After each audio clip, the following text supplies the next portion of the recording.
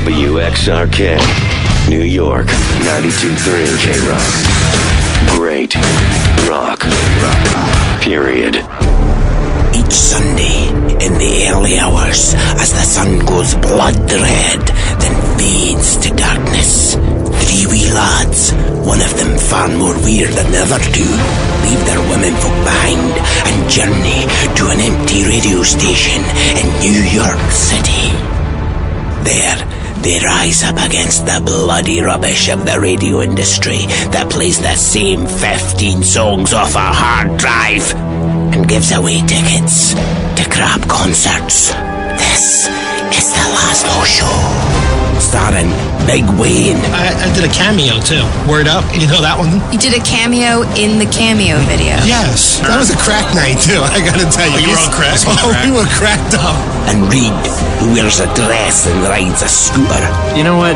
I'm going to bring in my registration papers, because technically, according to the state of New York, it is a motorcycle. And Cousin Ed, whose girlfriend hasn't got grass on the pitch, if you know what I mean. So she said she's 18 in December? She's going to hear this, and she's really going to be mad at you. One show, fighting to show 'em we're no dogs but men. Men who remember freedom, where 16-year-olds can drink and listen to metal music and smoke at bars and get into high-speed accidents. Men who have punch cards at Planned Parenthood. One show that could be shut down in a moment. Until that moment, this is the Lazlow Show. Lazlow Show. Episode 17 tonight. Tales of Wayne backstage at the Opie and Anthony Halloween party. And also stories of Wayne on the way home eating knishes in the bathroom on the Long Island Railroad. Retards protesting Jim Florentine's stand-up gigs. He's calling in tonight. Comedian Bill Burr stopping by. Our biggest guest so far ever. But before that, we always start off with a little mashup. GNR with the Beatles. Lazlow Show.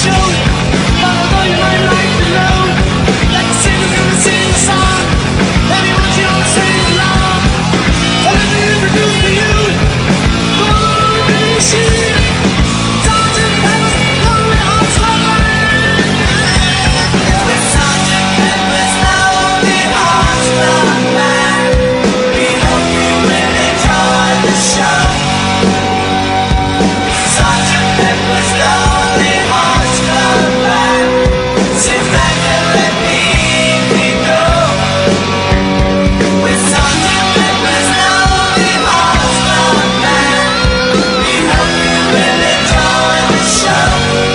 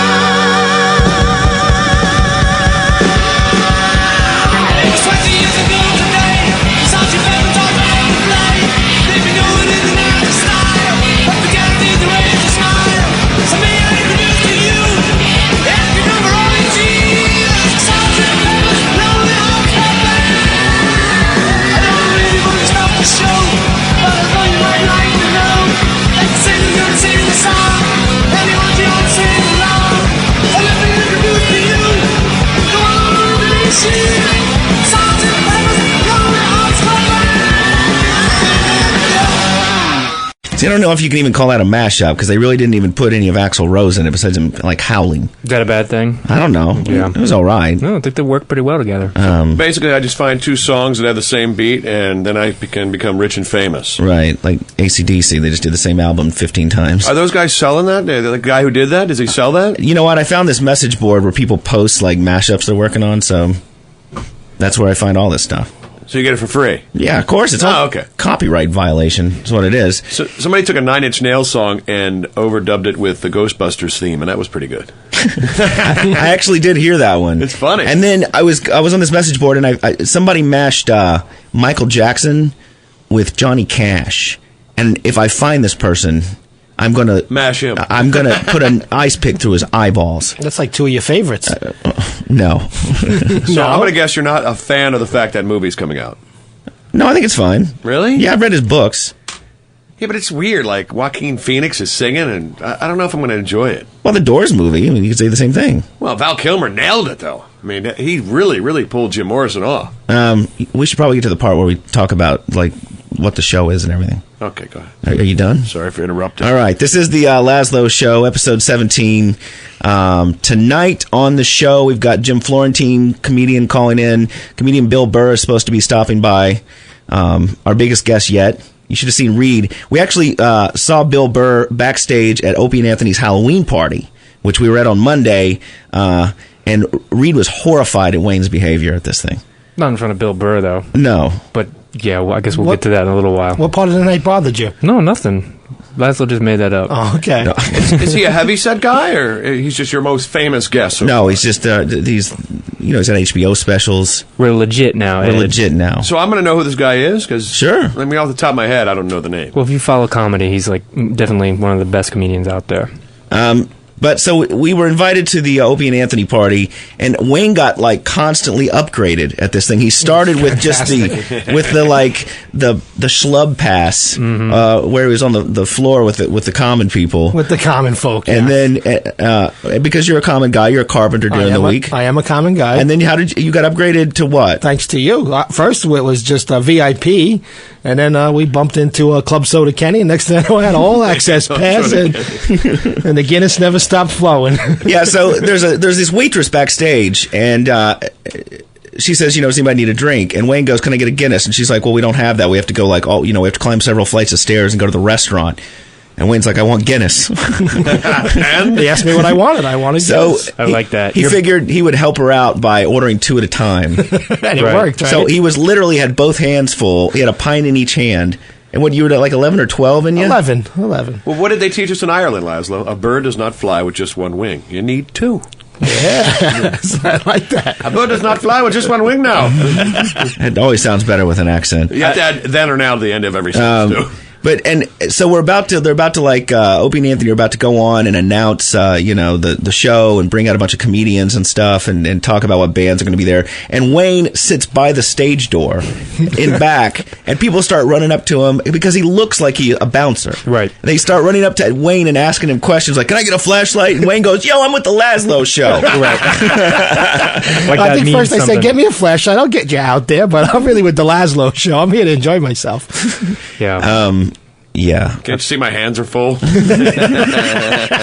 So Wayne got pretty lit, and they were about to have the costume contest, and Wayne's favorite was a girl who had like half of a wiffle ball bat. You got to describe the costume first. She was a Hooters girl. Yeah, Hooters girl. Hooters girl. And she had a half a wiffle ball bat attached to her butt, and Sound like a third leg. yeah, and so we're gonna leave because I go, Wayne, we got to catch the train. You have houses to build tomorrow morning, and so the girl goes, oh, you're leaving? I want you to go out in the audience and clap for me. I might show a little something. And Wayne goes, why don't you just show them to me now? Top goes off, Bam. bam, and Wayne goes, I'm good. Let's catch the train. Yeah, but then at one point we kind of lost one another, and we somehow or another ended out in the audience, and Laz goes, all right, I'm going to find Ron and Fez, I think. Right, I was going to And find I go, Fez. you go find them. I'm hanging out right here. It was a good time, though. So what did they look like? They were fantastic. But Wait, kind of like the wiffle ball bat thing kept you going all night, though. What part of the wiffle? Was it the knob end that was... Yes. Yeah, Okay. Yes. It was Not the wide end. No. Okay. It had like four hands, I know. over hands coming out. I was just thinking like for a visual effect, wouldn't it look more like a wiffle ball if the knob end was on the outside that you could see? Yeah, that's what it was. The handle where your hands were was sticking out at the bottom. Oh, so 12 inches of that. So she had the thick end. Correct. No, it was was a wiffle ball bat, though. It's consistent end. It's not like there's a big fat end down to a narrow end. And so, anyway. I'm just trying to help you out with your voice there. So, and then Wayne's backstage talking about, we got to start talking about upgrading and, because he's in the life now. He's back. He's like, yeah, I like this backstage. Order beers. People bring them to you. Yeah. I owe it to you, though, without a doubt. I think the waitress thought he was the dude from American Chopper. I actually didn't even belong in the VIP area. Laz took me back up there, got me the VIP pass, and then it was Club Soda Kenny that said, come on.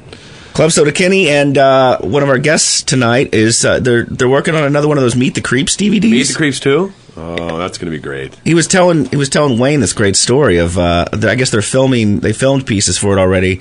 Because Florentine called me from like an abortion clinic parking lot and said, I can't talk to you right now. I'm like, obviously. I'm working. And but he said they went to like a Chinese buffet. It was a Chinese buffet, and they kind of just took the chair. Eventually, they just sat at the table and kept going up and getting plates and plates and plates. And finally, they said that they had moved right up. They had beach pails. Remember, like yes, to the beach, that's right. He had pail. the kids' beach pail. He was filling up, bringing it back to with the the table. kiddie shovels and everything. Yeah. Oh. And after that, while that got old, they just moved the chairs right up to the buffet and ate out of the buffet service. That had to be great. I'd like to do that at Pizza Hut. Pizza Hut lunch. Get all the pizzas up there. Screw going out and making that walk. It saves you time. I've never actually seen the Meet Pizza the Creeps one? No, the Meet the Creeps videos. Any good? Let's say that the toilet thing that they call the double decker. Do you know what that is? No. That's when they go to hotels and they run out of room. Yes, I know what the double decker is. And then they pull the top porcelain. When there's something wrong with the toilet, they pull the top off. Well, that's where you go number 2. Then you put the top back on, and then you leave. And the next time somebody flushes, that water will fill into the bowl. Yeah. And it will continue to do that. So the water just keeps getting browner and browner in the bowl. Exactly. And then they go to the lobby of the hotel. They're like, something's wrong with the bathroom. So they switch rooms and they give them a whole other room. They do it again. Half hour later, like, something's wrong with this toilet. I got to tell you, Ed, I work with guys that actually have done that in people's homes toilets. We were describing this to like one of the like a business manager at our station. She was freaking out. She goes, I am never inviting you guys to my house for a party ever. She thinks we're going to pull crap like that. Well, I found out that Reed was trying to explain some funny segments from this show to a girl, and it made her cry. Just basically Wayne's stories, which we find hilarious, basically where he gets abandoned by his drunken father, which we laugh about every week. And anytime I explain that to a girl, she's like, oh, no. Yeah, see? No. You ever use that for the sympathy card? Can't say I used that as the sympathy card, no. How your father abandoned you in a car while he went into a bar? So Wayne was really pumped up from, being backstage and meeting Opie and Anthony and all these things. And good time. He's been, a big fan of theirs for years, and it was a great event. But we get to Penn Station, and when you get to Penn Station, you got a little bit of a buzz on. And 11 pints is no more than the buzz. My wife gave me a lecture. Don't get drunk because you get sloppy. You want to continue the buzz when you're on the train. The train is what, 45 minutes for you guys? Yes. Yeah, so you need at least a 40. She didn't your girl tell you to drink 2 beers? So she said, you get a little sloppy, you're going to get crazy. I might not represent Lazlow in the fashion that he wants Which to. Which is why one of the reasons I didn't drink, because it's like that office party, you get liquored up and start photocopying your junk on the Xerox machine. I was like, that is not going to be me, and I was actually concerned about Wayne. But they were flowing. I was in control till we smelt the certain odor coming out of the other room. Dude, and Reed had, we were standing there, and I swear, Wayne's nose went up in the air, and he goes, I smell weed. And then it was right outside the band's green room. And then you ever see those old cartoons where Bugs Bunny smells a pie and he kind of floats along the air after it? That was Wayne. We're like, dude, where's Wayne? And then all of a sudden we see him in there going, yo, dog, hanging out with the band. Like then he's with some band, like an AC/DC cover band or somebody, like passing a bowl around. Do you even remember, what did you guys talk about in there? Did you introduce yourself? They just drew the bowl to me, and actually even they told me if I wanted to keep packing it to just hang out. I was welcome. Nice. That's the good part about weed heads. You need other weed heads to hang out and enjoy it. Did they ask you to play bongos on Back in Black? No, I don't think they went that far. Oh. All right. But I think that might have been my most embarrassing part of the night. I didn't do anything after that. Well, you were screaming down the hall at a complete stranger to get you a hamburger. No, but that was for Reed. And bring back 2. I don't want you to make 2 trips. Right. No, I didn't eat, but I pumped them. So you couldn't have 2 beers but at a time. is what basically you're drinking. So we go to Penn Station. He gets like a Knish. A Knish with mustard, yes. This is good. We get on the train, and he's like, I got to go to the bathroom. and he's sitting there eating, and he opens the door to the bathroom, takes a bite, walks in, closes the door, and then you hear, like, the flushing, he comes out, he's still eating the Knish. And those are the dirtiest bathrooms. Oh, and this one was a magic marker on it. It wasn't even inside the bowl, it was outside. You ever wonder how women can squat? They don't sit down on the toilet seats. And I've thought about that. Like, I had to go today to Penn Station. It's like, that takes a lot of leg muscle there. I don't know how they do it. Well, Reed, you wear a dress. How do you do it? I'm not even going to dignify that. So, well, we were going to try to call this the crutch episode. Because there's a few crutches on this show, and people email them in. People are now sending photoshops of Reed on his scooter getting pulled over for driving too slowly. But the thing is, they're pretty poor photoshops, right? The things that they send in, they don't even really Photoshop. All they've done is take a picture of somebody on a scooter and put my name on it, in crayon. So the goal on this show is, for this episode, is not to talk about Reed's scooter, Cousin Ed's teen fling, meth. That's crazy that's a crutch. Right. What, Meth? Meth. Oh, okay. Because we're just dying to do it. Because Lazlow and I are fascinated by it. Yoko Ono. We can't mention Reed's girlfriend Yoko Ono. Pickle Park or Glory Holes. That's a very diverse list, Lazlow, of things that are off limits to us. Exactly. I might have to write all this down. Yeah. I think I forgot the first two already. You did. Oh, so Ed, it looks like you got a phone call this week from someone? Oh, yes. As a matter of fact, I did get a strange phone call. I didn't answer, but I kept the message because I thought it was relevant for the show. And Who was it from? shouldn't we just play it? Should we play it? Well, we had a certain guest on the show last week. It was Reed's sister. Right. And Reed got locked out of the building, at which point we drilled his sister about everything that Reed would never tell us. And we found out that she had to sign a contract with her parents saying that she wouldn't turn gay. We found out that Reed had a crush on... Who did she tell you? Hanson. You thought the lead singer of Hanson was a girl. But crush is blowing it way out of proportion. Come on. Infatuation? All right, so you wanted to bang him. Okay, wanted to bang him. The correct word is more a poster.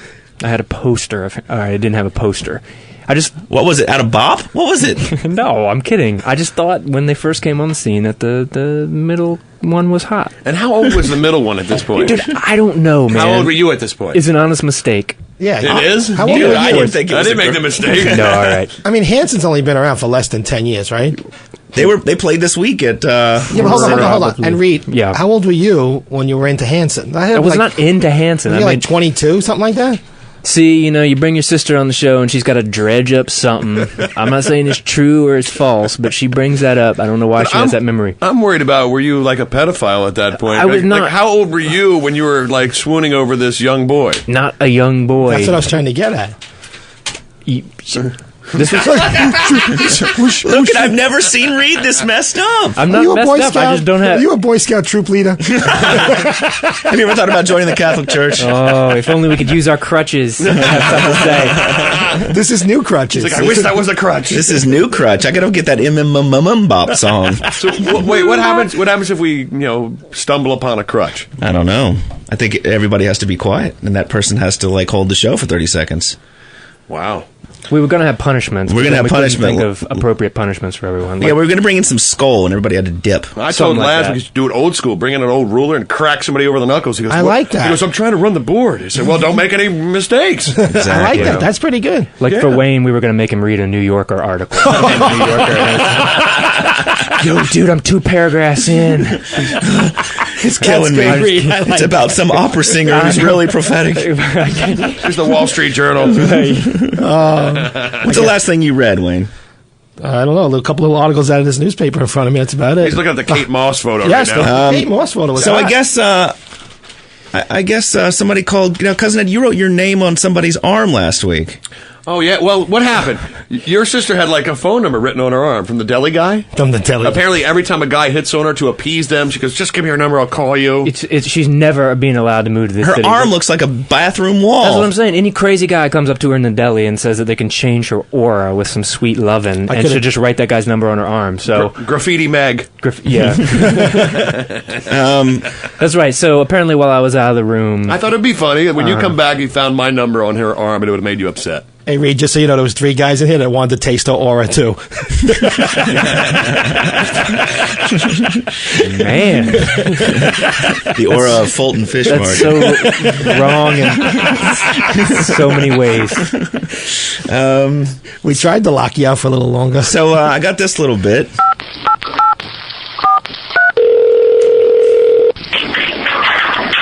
I don't recognize this number. Hello? Who's this? Hey. So you have that too. Yeah. The hunter has become the hunted. Little does Ed This is know. like reverse punk. That's right.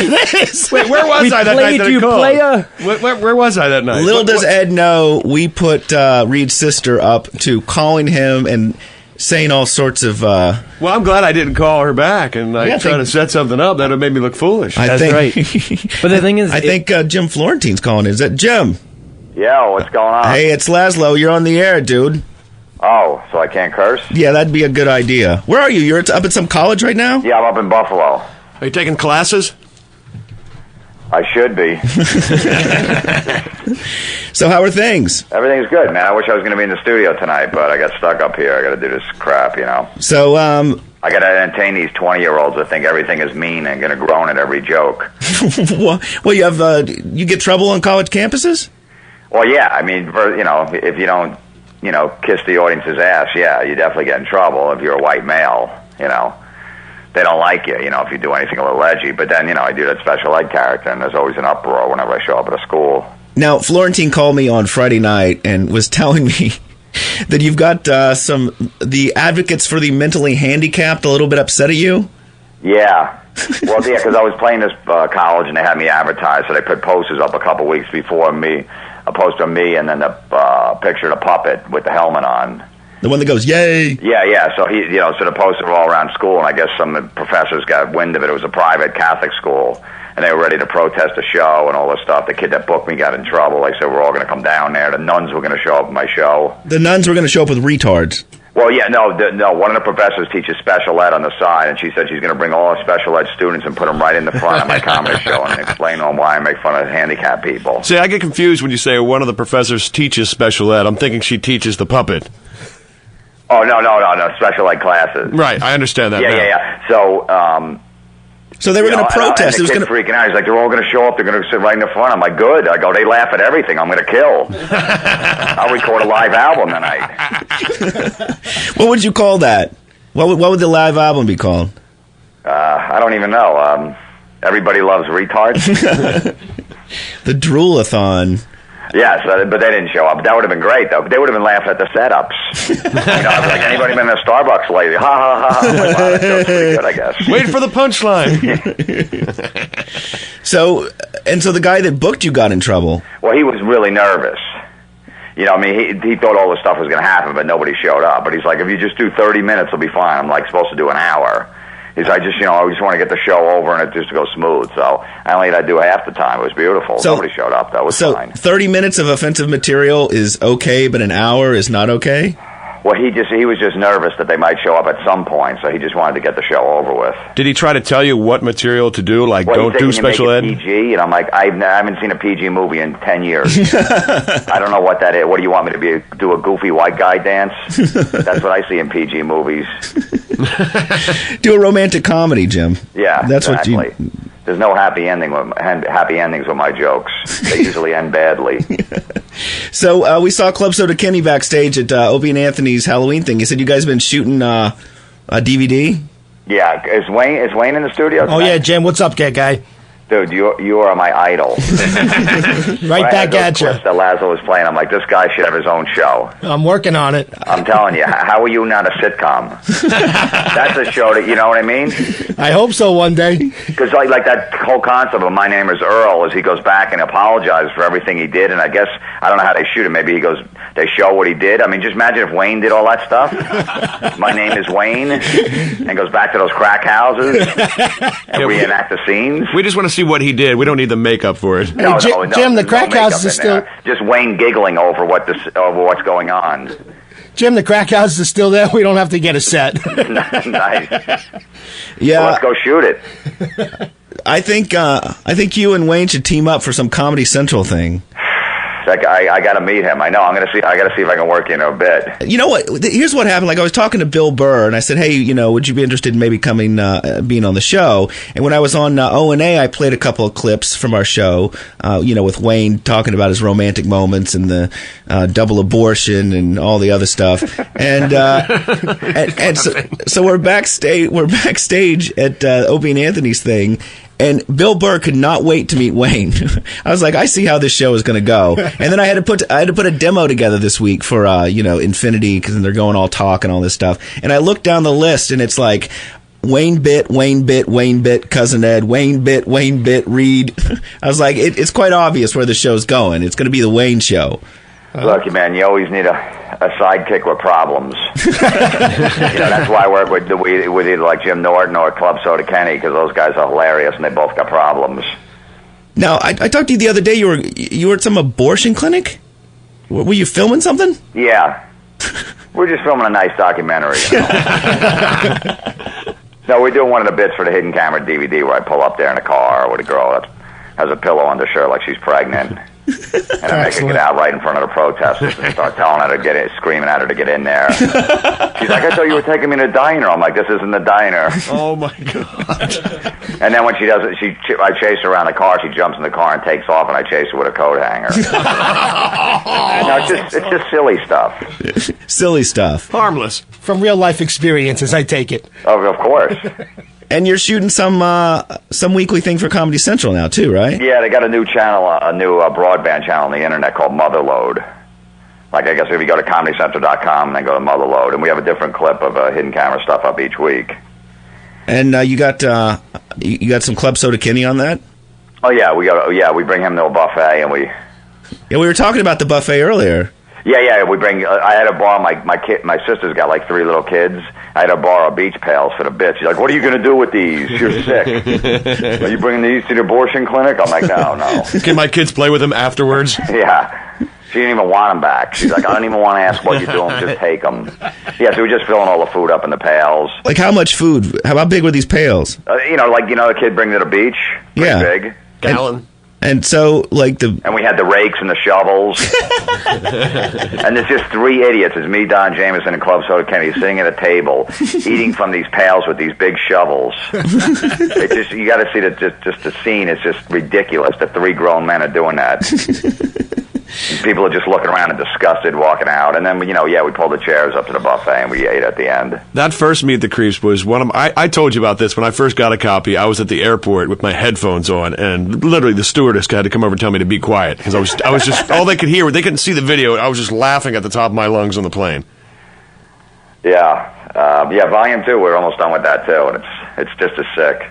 So, and when is it going to be for sale? Probably at the end of the month we'll have that one done. We've just been working on both shows, doing both, so. And the Comedy Central bits, are those online now or no? Yeah, they're online, and then every week, every Tuesday, one premieres at 10 o'clock at night, and then it's online for, you can look at it whenever you want. Excellent. The first one we did a thing where I was pretending I was a comedian in a wheelchair. And my buddy Don was in the audience in the front row, and I was doing these really bad jokes. And he starts heckling me, and the audience doesn't know we know each other. He's like, "You stink, man." I'm like, "Hey, man, come on." He's like, "I'm funnier than you. I'm not even a comic." And we just get into this thing, and I just tell him to F off. He's like, "Oh, yeah?" And he comes up on stage like, you're done. And he throws me into the audience out of my wheelchair. I'm laying on the ground, and he just picks the mic up. He goes, "So, how about these penny slots in Vegas?" He starts doing this act. As the audience is trying to pick me up, he's like, "Oh, you guys are being really rude. I'm in the middle of a routine. Just leave me. Can't move. His legs don't work." That's awful. Yeah, it is awful. Is your mother proud of what you do?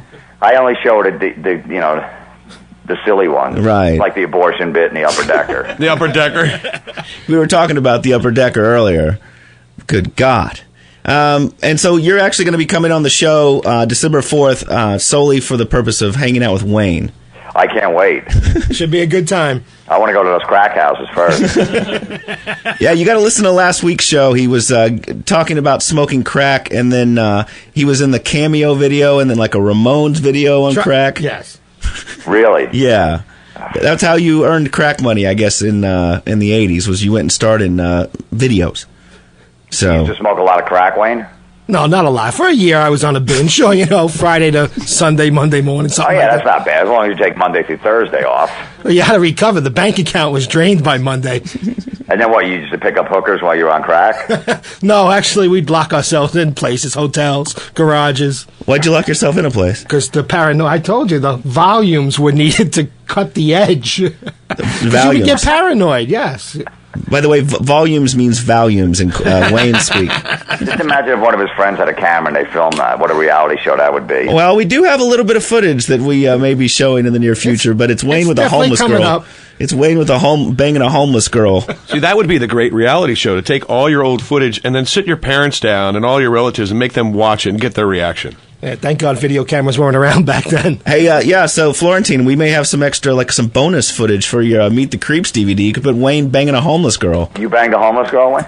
Yeah, she lived in a car. She wasn't homeless. Oh, yeah, that's different. That softens it up. That makes you a good guy. Yeah, that made her acceptable to take home to mom. She sort of had a home. She had a home. So did you bang her in her home? No. Makes it easy at the end of the day. You don't have to drive her home. She's already there. Exactly. Drop her off anywhere. She gives you a ride home. Hey, it's got an ashtray. What else do you want? That's beautiful. Florentine. Did she smell though? Just living in a car? Oh, no, not at all. Somehow or another, she got to friends' houses to shower, I'm sure. Well, you were on crack. You didn't know. No, that was the girl who left me that I turned to the crack. If you understand, that was the one that broke my heart. So the homeless girl one left broke you. my heart, right? The girl that was living in a car, she broke your heart. Yes. Why? She pulled away? No, it wasn't. I got a little abusive, I guess. You got a little abusive. A little abusive. This is beautiful. Yeah, I'd love to have Wayne just go up at the college tonight and just tell stories. Right. It's The not little 20-year-olds would be horrified. It's not stand up. These are true stories. I know. He doesn't even have to. Yeah, just tell him.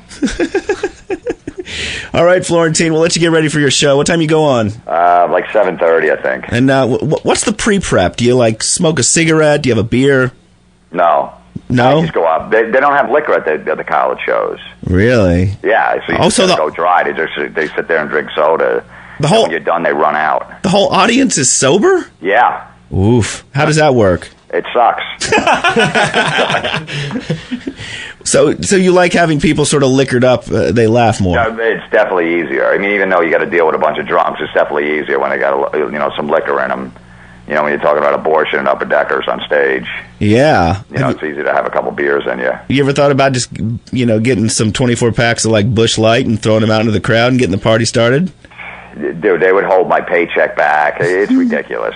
But that's where the money is. These college shows, a lot of people don't. I know, but you know what? I'd rather do I'd rather do the clubs, even though it's less money and it's more work. I don't like dealing with it, man. I don't want to put, I did one Wednesday night, I told you, but I mean, the crowd was okay, but still, they just groan and stuff. They don't know. They think everything's mean. Like if Wayne said he banged a homeless girl, they would be disgusted at that. How is that not funny? There is liquor involved. They need to make that funny, yes, without a doubt. Yeah, meanwhile, they go back to their dorms, they're cheating on the exams, doing ecstasy, whatever, downloading porn, but I'm a bad guy because I make fun of homeless. Well, that's because when you're in college, you're in that, touchy-feely thing where you're trying to find, causes. And I was banging fat chicks every week. That was your cause? The fat chicks? No, but I was doing that in college. I didn't take anything serious. Well, but on colleges, that's when everybody gets their sort of activist thing on. They have little buttons about Mamiya and stuff. Yeah, I know, but the problem is if you're a white male, you got to really watch yourself. If you're a black guy, you can go in there and talk about race, do whatever you want, and they love you and they'll have you back. A a white guy makes some race jokes, and they got a problem. But I was doing these Vietnamese jokes, and they were like groaning at me. Like bad Vietnamese jokes? Well, I was just saying my girlfriend's Vietnamese, and she gets all paranoid when she looks at my penis. I think she's squinting. See, now that rules. I know, and they were getting all up in mad, like, oh. And then I was doing like these big vagina jokes, and they were groaning, and I'm like, what's the difference? I do small penis jokes. Why? What's the difference? And we're dumping out. All right. Oh, you can't say that? No, don't say that again, because we're live now. Sorry. I think we dumped out on you last time when you were in here. Did we, Reed?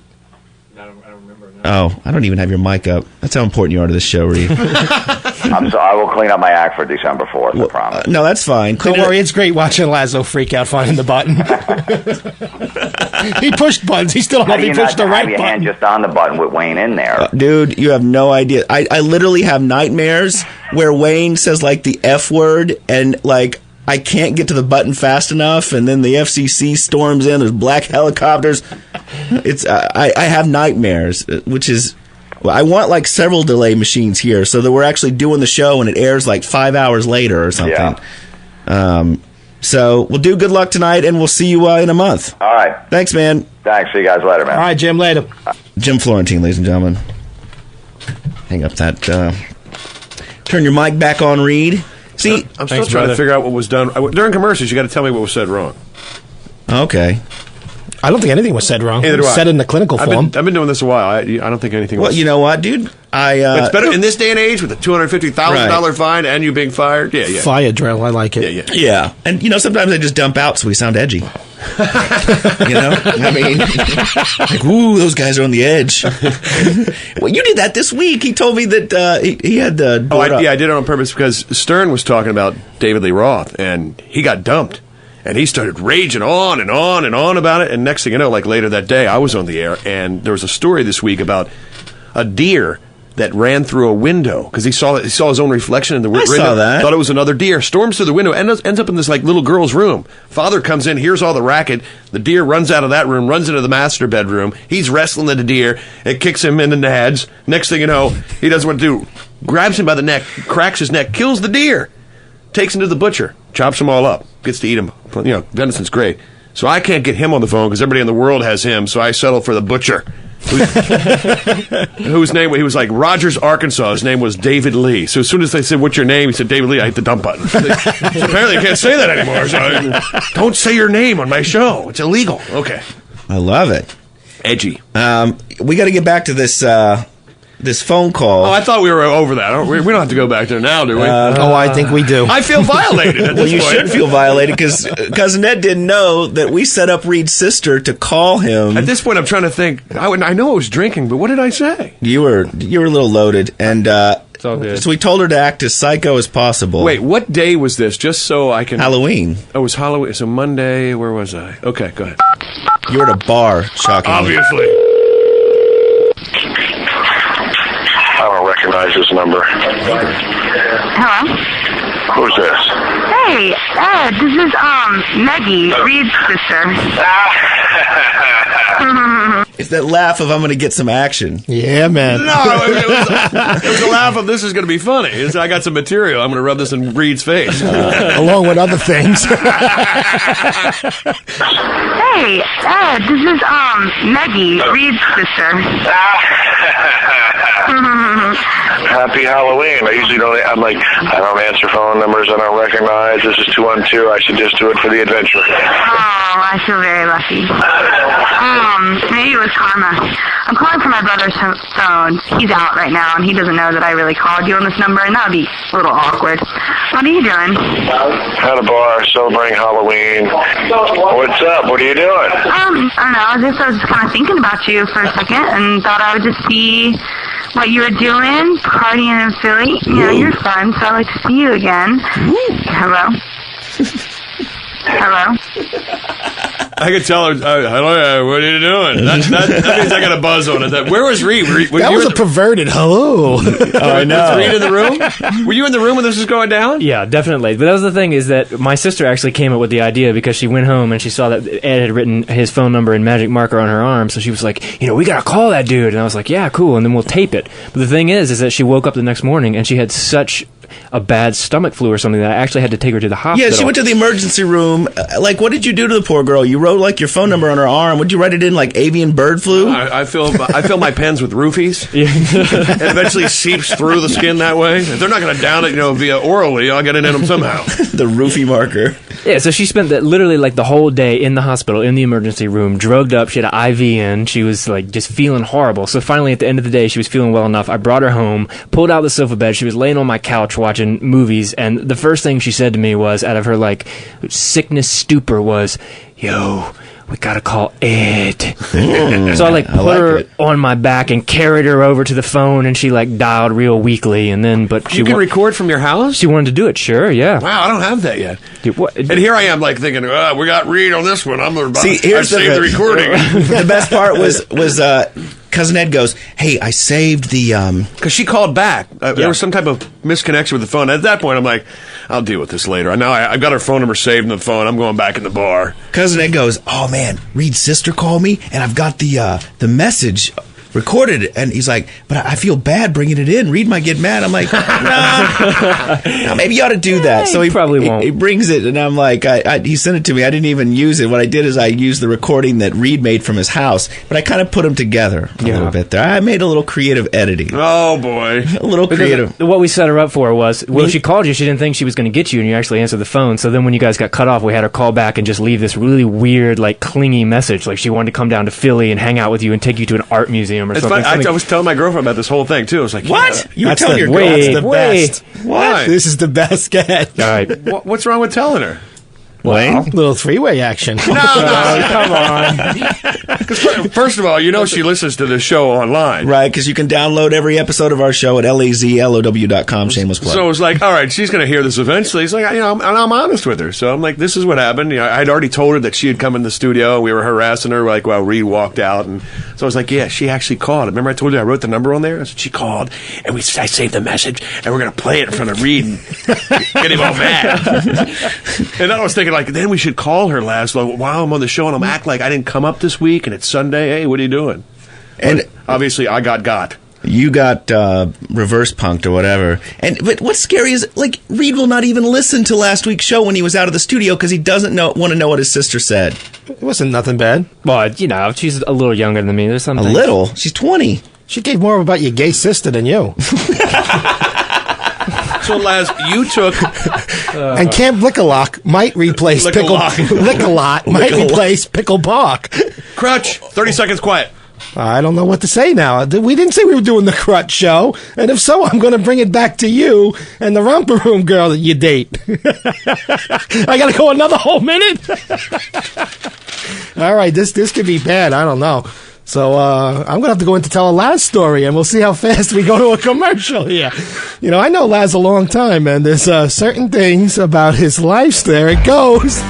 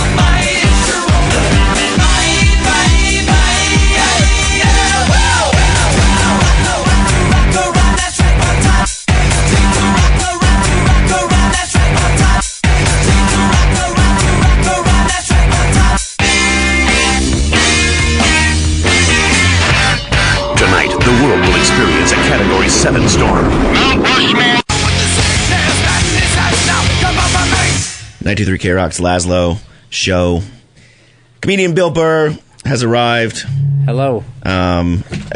Dude, we were outside. There's people still running the marathon. Didn't that thing start at like 9 o'clock this morning? I got off the train at Penn Station. I didn't even know what was going on because I'm not from here. I just saw people in plastic bags. They look like homeless people with Continental Airlines logos on them.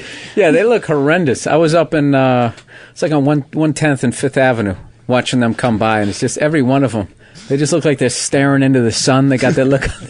Even the guys who were like good, like the first three people, you figure they have a look on their face like, yeah, I got this. None of them. None of them. They all look like. And the real serious runners, they wear those, those shorts that are really, really baggy but really short, like old school, and they have those pale legs. I mean, they look like AIDS patients, a lot of them. Oh, they do. Definitely. Yeah, last stages of AIDS. I can still finish the marathon. Guess what? They can run 26 miles and you can't. I know. I just want to start as they're running by. Just to start. Woo! I just got up. I just got up. Just rub it in as they're going up that last hill. Reed was saying that there's people actually like having a kegger across the street over in his neighborhood. Yeah, the disparity between the people who are watching and the people who are actually running is absolutely huge. And these people are drunk so much so that they had to bring in the riot police, and they brought in a paddy wagon to clear off the streets. Are you serious? Yeah, they were that loaded. Yeah. Yeah, it's really not a sport that people tailgate for. They get up 8 hours before they're in the parking lot and start throwing down and getting into fights when they're cheering on their buddies. I mean, I can understand getting like, S-faced at like an indie race or something. Yeah, they're going in a circle again. Yeah, you can keep seeing them. Yeah. I went to a couple Indy 500s. That's what you do. They let you bring a cooler in there and everything. You get a pool going. Everybody has about 5 cars.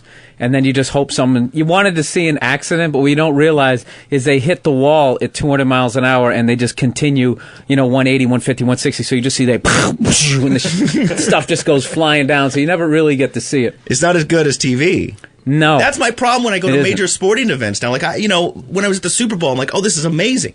But you're so used to seeing, like, from a TV that you're actually just sitting there staring at a screen. When you're at a concert, even if you have good tickets, you catch yourself just like staring at the screen above the stage. It's like, I'm here live and I'm watching TV. What am I doing? I'm on the field for every Eagles game. I watch it on the big screen, the Fanavision. And you're right there. The players, if I'm not watching, they'll hit me. I'm watching myself get hit on the screen. So we were backstage with Bill at Opie and Anthony's Halloween party, and I think you cut out before. Oh yeah. Before Wayne got hammered. Wayne got a little hammered. Oh, is that right? Yeah. What happened? He was convincing chicks backstage to take their tops off. Which is pretty easy at those guys' shows. Yeah, I noticed. Yeah, considering they're all walking around noticed it's with like a dildo taped onto their crotch. It's just like that one gave me penis envy. Oh yeah, I hugged that one girl. The wiffle ball bet? Donkey Punch, that girl. Right. She comes up. She's like, "Hey, what's going on?" She's gorgeous, Puerto Rican girl. So I'm giving her a big hug. But And as she stepped away, I talked to her literally for 5 minutes before I looked down, and she had on a mini skirt with like a apparati hanging out of it. And was that wiffle ball bad girl? No, she had a full on apparati. That was tranny. Yeah, she was going as Jim Norton's girlfriend, I believe. And I'm just thinking like, I mean, how much porn have you watched at that point? You know what I mean? Where you start delving into the sex toys, because that stuff is just creepy. That whole section. Wow, I'm getting all blank stares here. You guys are just I don't think I like bad. the toys. I have a great porn story. They're actually they're already they announced the video iPod, and all the porn people, the people that are shooting porn, iPorn, they're so excited because people will subscribe and have porn downloaded to their iPod. Because there's, nothing better than sitting on the bus next to a bunch of complete strangers watching a couple of girls go at it. What, are you going to rub one out on the subway? I don't understand. While you're in traffic? Yeah, what is that for? I hate the iPod, by the way. I hope they don't advertise. Mine break. No, they don't. I have 3 of them that don't work. You know what I like about those things? Even when you don't use it and it's off, the battery still dies. So you have to just constantly be charging the thing. Then you bring it down, then when it's messed up, they'll just be like, "Did you ever drop it at any point? Did it ever drop?" They just like, yeah. I dropped cell phones. It's small. Yeah, see, that isn't good. I'm going to see. When did you get it? Yeah, it's not under warranty anymore. And it's like another $300 you got to go pay. Are you talking about when you go to the Apple store and they have the Genius Bar? Oh, yeah. I went there and how could you work behind something that says Genius Bar and you take something up to the guy and like, "Hello, Genius Bar man, here's my broken electronic device," and he's like, "Oh, I don't know." I'm like, "You're supposed to be a genius, stupid." Well, that's better than Best Buy. They have the Geek Squad. Oh, you go God. there and the Geek Squad fixes it for you. I'm just not into technology. In fact, up until about 2 days ago, I was still shaving with 2 blades. I was, and you know what? Yeah, because I left all my toiletries in Orlando, Florida. Why? And just because it was another 6:30 in the morning flight. And I was looking at my luggage, going, "Man, it seems like there's a lot of space in there." And I was thinking maybe I sold some CDs or something. I didn't know what. And then I get home, dude. I just dropped like $160 at Dwayne Reed, man. It was ridiculous. I mean, I left everything there, everything. So I got upgraded. So I got the they go, "You want the Mach 3 or the Mach 3 Turbo?" I knew there was 4, but I refused to go to that level. So I was like, I'll get the Mach 3 Turbo. It's no closer. Then it's got that little pivot head, like that. Ooh, like I have like this octagon face that I really need that. I'm gonna get one of those 1800 ones with the the straight razor, right? With that long piece of lever, right? Did you like shank somebody? Yeah, exactly. Like the technology, the Onion did a spoof about how Schick or one of them was saying, "Oh, we're gonna have 4 blades now," and then go to 6. And then like 6 months later, they actually came out with a razor with 4 blades on it. Yeah. And you know what kills me about razor blades? They're like $800 when you go to buy razor blades. They're the most expensive things ever. That's why they're behind the register. It's a total ripoff. They got them back there like it's like right next to the gold necklaces. With the condoms of Gillette Sensor XL. It's like, what's next? All I'm saying is if you still got 2 blades, man, don't give in to the peer pressure. I'm a 2-blade guy myself. It still works. I'm not into technology myself either. But you can't buy the 2-blade one anymore. As you see, I don't even use the 2-blade for much. They have that new female one now that vibrates. Have you seen that one? It's just called like I should hope so. It's got a weird name, too. It does, yes. What, it vibrates? Yes. It's Vibra something, but it just sounds. Why do you need to inappropriate? Because they're too scared to go into a porn store. 90% of the stuff that they sell women vibrates, if you've noticed. And somehow they figure out how to... Yeah, I don't need something sharp vibrating if I was a woman down there. I just bought a shower head. I bought a brand new and I bought like the Psycho one that you feel like you're in the rainforest. It's like, it's like a flying saucer over your head. My girl was all mad because I didn't get the removable one, and then she goes on to explain the pulsating thing. I'm like, you do that? The pulsating shower head, right, that it comes off. And I'm like, do it. So she starts doing it. I'm like, you do that? I just like, I'm not in this apartment, sweetheart. All right? I'm the only one. The bathroom is for cleaning only. Yeah, that vibrates stuff.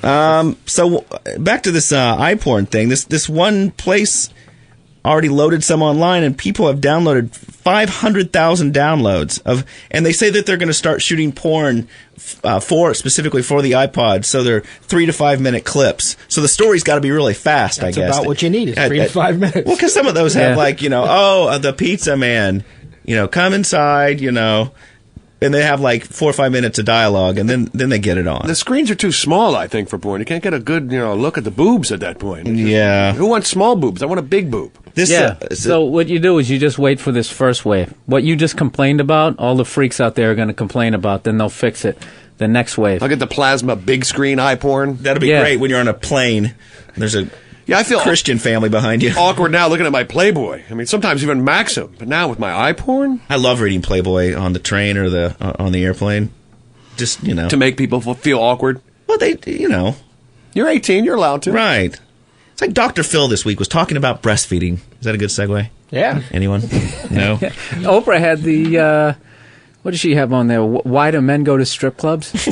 So 4 idiots actually show up to get berated by all these women. It's stupid. Why do you show up? Because they're naked and they're in better shape than you. Right. That's why. And that's the reason why. Stop making me lie. Dude, the production values on those shows, it's unbelievable. And that anybody would let like a camera crew follow them around and show all these awful things about their family. Then they go sit in front of that and all these women, boo. Oh, yeah. Boo. What do you want from me? I think they just want to be on TV.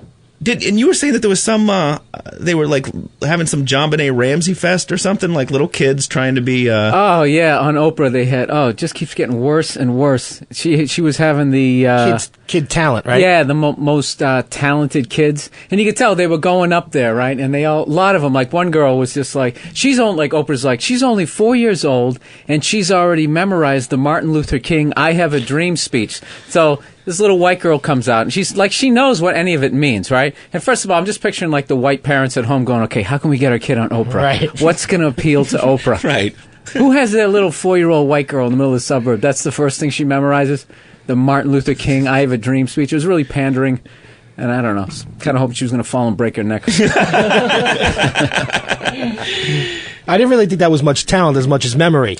Yeah, and then they had like kids doing like jokes. I hate talented kids. I hate kids who would like parents are like proud of them. Like, they're amazing. Look what they can do. I just I've really got an issue with that. Dude, everybody on this show has issues about kids. I mean, and like everybody I know is breeding, except for the people in this room.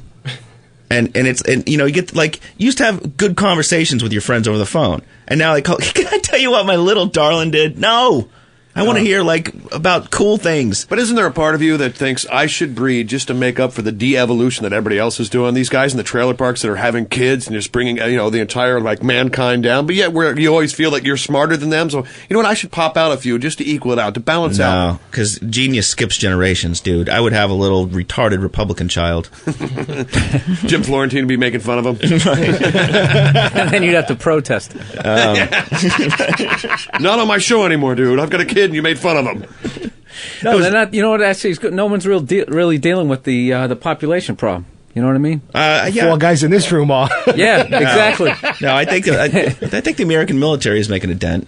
I think they're yeah, but you know, tsunamis. As many as people as you can blow up. I mean, people are just humping Banging. everywhere. I mean, look at all the people in the city. That's a result of somebody banging somebody. You ever think of that when you just look at all of it? 1, 2, 3, 4, 5 people in here. A lot of sex in this room. 5 bangs. And I don't like thinking about my parents banging. Yeah, all right. Sorry about that. Yeah, thanks for they should make a law that everybody can only have 2 kids, right? Then it would kind of, you know, 2 people, they have 2 kids, and it can level off. Then the amount of them who are gay in some sort of horrendous accidents, it would gradually start tapering off. You know, maybe it wouldn't be 80 degrees out in the middle of November. Everybody's like, dude, this is great. I mean, in the back of your head, you got to be like, the end of the world's coming. There's an asteroid or something headed right at us. Reed and I were talking about this. Like, do you remember when parents used to have small little strollers? They now have these like SUV strollers that they can put like all their luggage on. The kid goes in there. They've got like a whole bar across the top.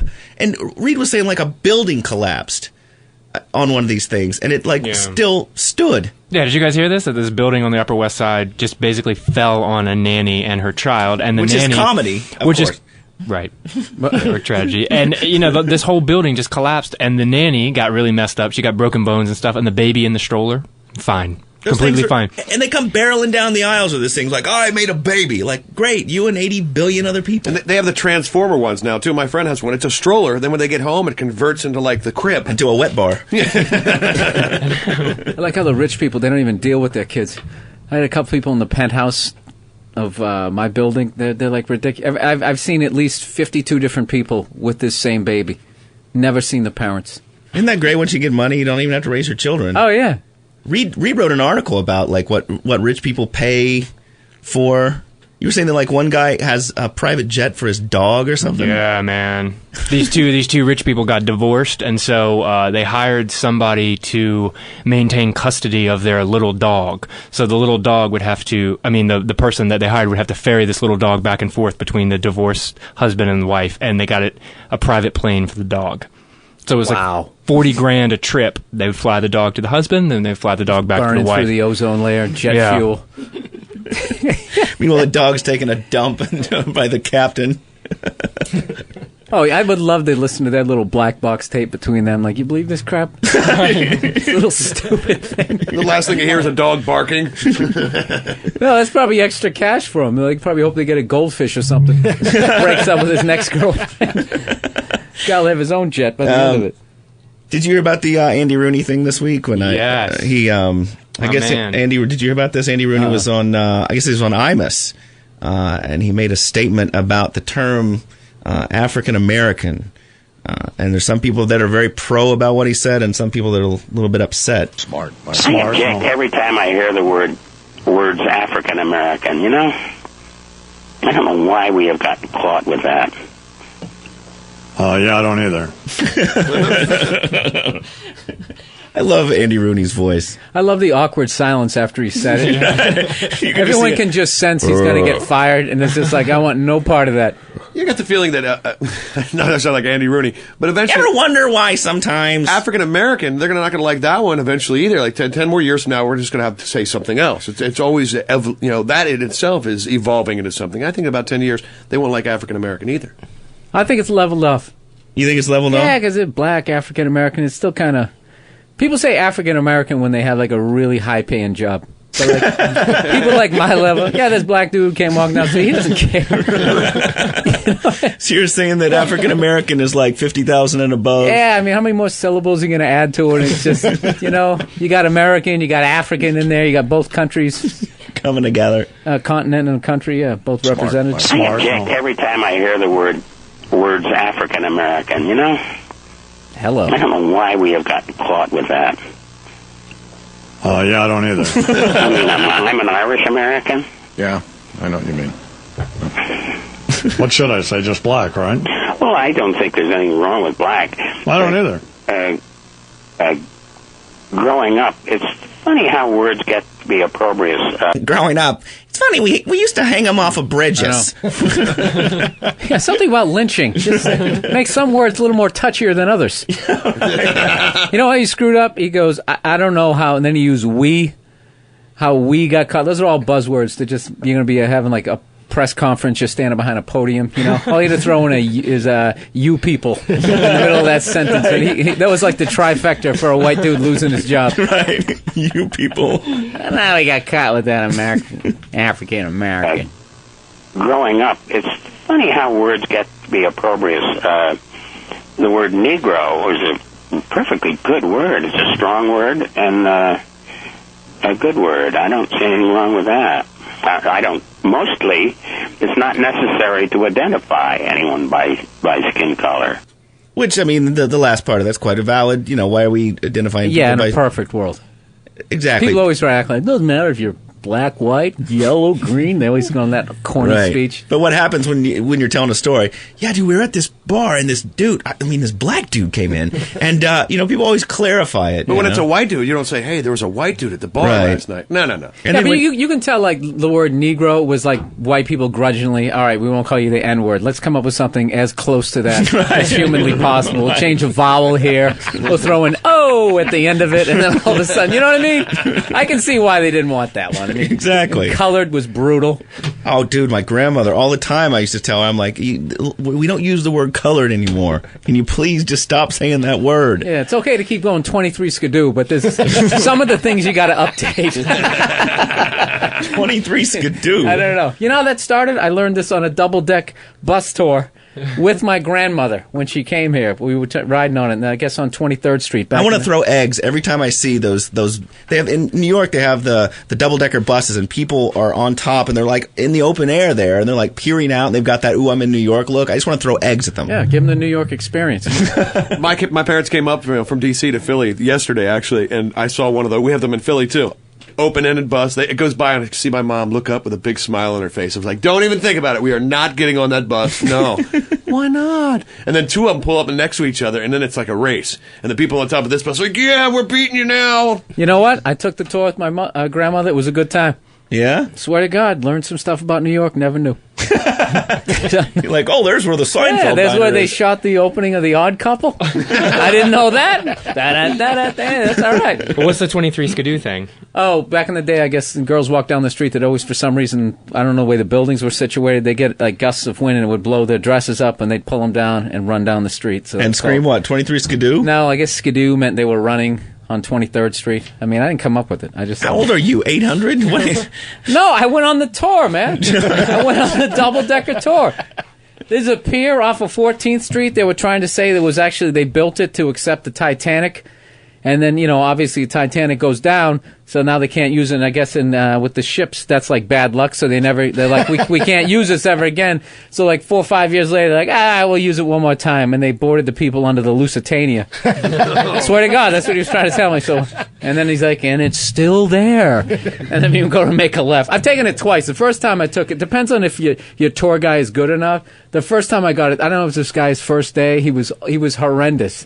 Maybe it's because like kind of stop and go traffic. You'd be like, okay, and over there is a hardware store, and if you need thumbtacks or a hammer, that's where people get them. Okay, and that's a Taco Bell with Dunkin' Donuts. Here's another GNC. It's the 8th one today. Yeah, you get vitamins.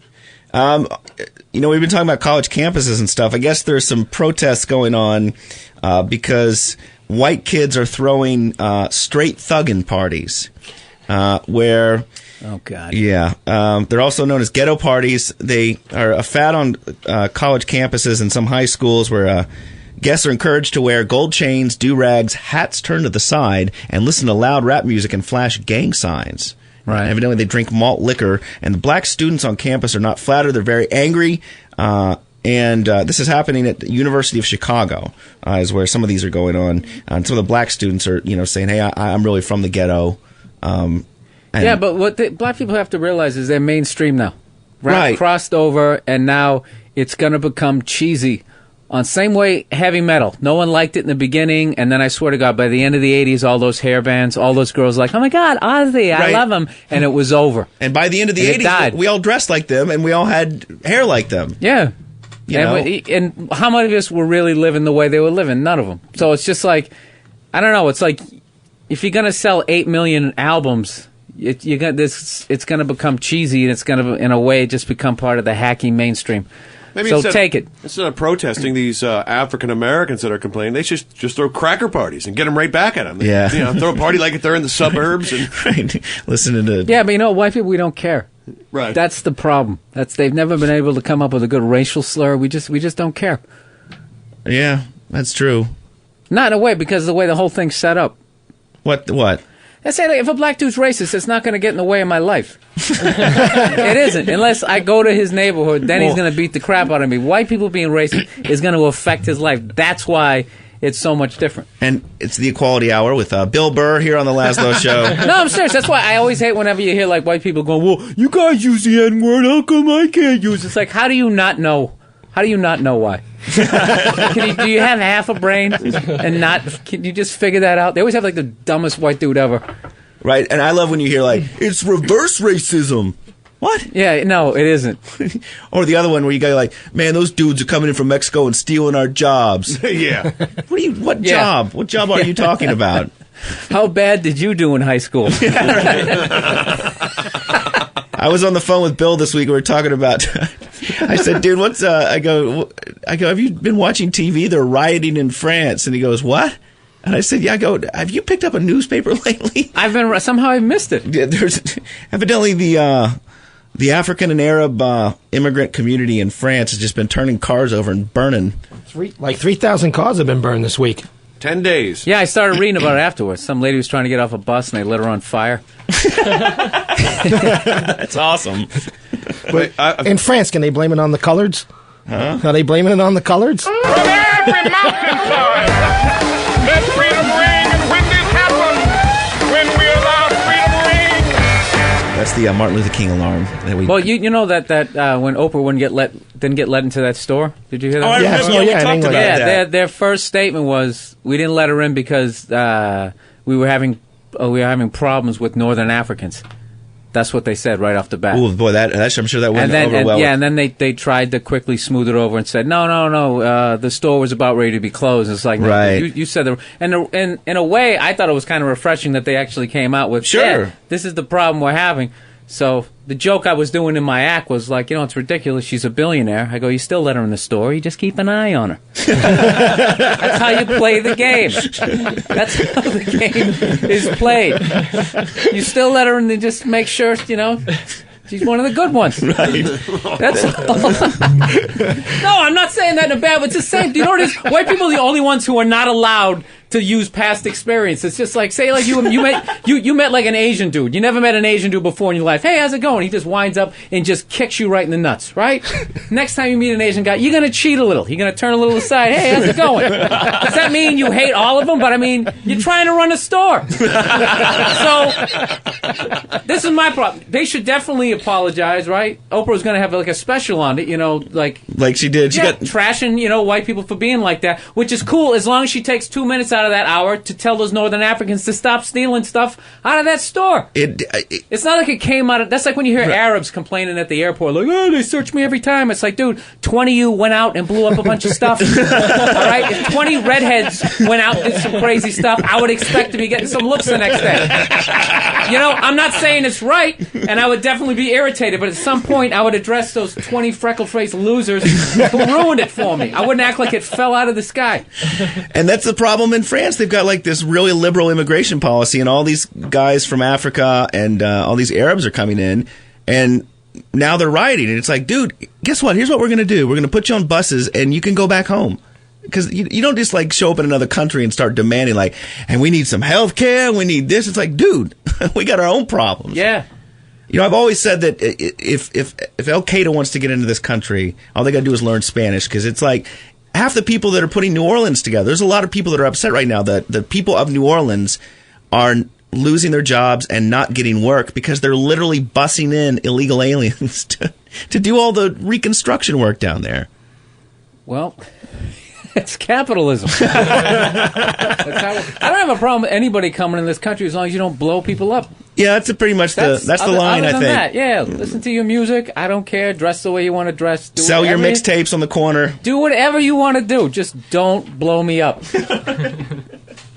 There's a bank in Britain now. They say they're banning piggy banks because it may offend some Muslims. So Muslims, obviously, they don't eat pork because they find the pig to be an impure animal. So they say this is a sensitive issue. I think they're being courteous to their customers. But now they're taking it too far. They're taking pig calendars and toys out of the stores, which means you're not going to be able to buy Winnie the Pooh stuff. You can't buy the story Three Little Pigs anymore. Well, let me see. Okay, not only do they not want to eat a pig, they don't want to see one. Apparently not. I mean, yeah. But the pig does exist. It's not like they're cooking. I know. It's not like you're cooking bacon. Wow. Thank you, Wayne. But I mean, is there that much denial that they think that the pig doesn't even exist? Aren't there religions that also worship the cow? So we take all meat off the market now just to appease everybody? No, more but hamburgers? It's not even meat. It's not like they're cooking bacon when they're coming in there. It's a ceramic pig. Like Switzerland would go down. Me and Laz That's the dumbest thing. We go to Switzerland and it survives off the knife, the watch, and cows. There's just cows everywhere, I guess, because of the chocolate. And there's you want a cow towel, you get a cow towel. You want a cow bank, you got that. Cow phone, they have it. They'd have to pull Nazi all that gold, off as well. they got it all. Dude. Nazi gold. This is the Lazlow Show, episode 17. Bill Burr sitting in. Cousin Ed has been hanging out here every week because he's afraid he's going to get fired at his station. Very unstable business we're in right now. In YSP. You know, Bill, all the stations are going talk now. You notice the lack of music. We've been talking since July. I've heard. Radio is a brutal business. Dude, it will crush your ego. I think it may be... it could be worse than comedy. But Wayne... Oh, it's way worse. Wayne's loving it, though. He's living the rock star life now. I'm living large over here. Wayne builds houses during the week and orders around a crew of guys. Mexicans. And no, the colored. No. They're all white guys. Okay. Anyway. I can't, there's always one of those guys, like everyone else is struggling, there's other guy, it's just a hobby. I tell jokes on the weekend, and, you're sitting there look, everyone else is petrified. I get free boobs and free Guinness. It's a great hobby. It's a good gig. I'm just doing this for fun. There's no passion. Oh, there's passion. What kind of passion?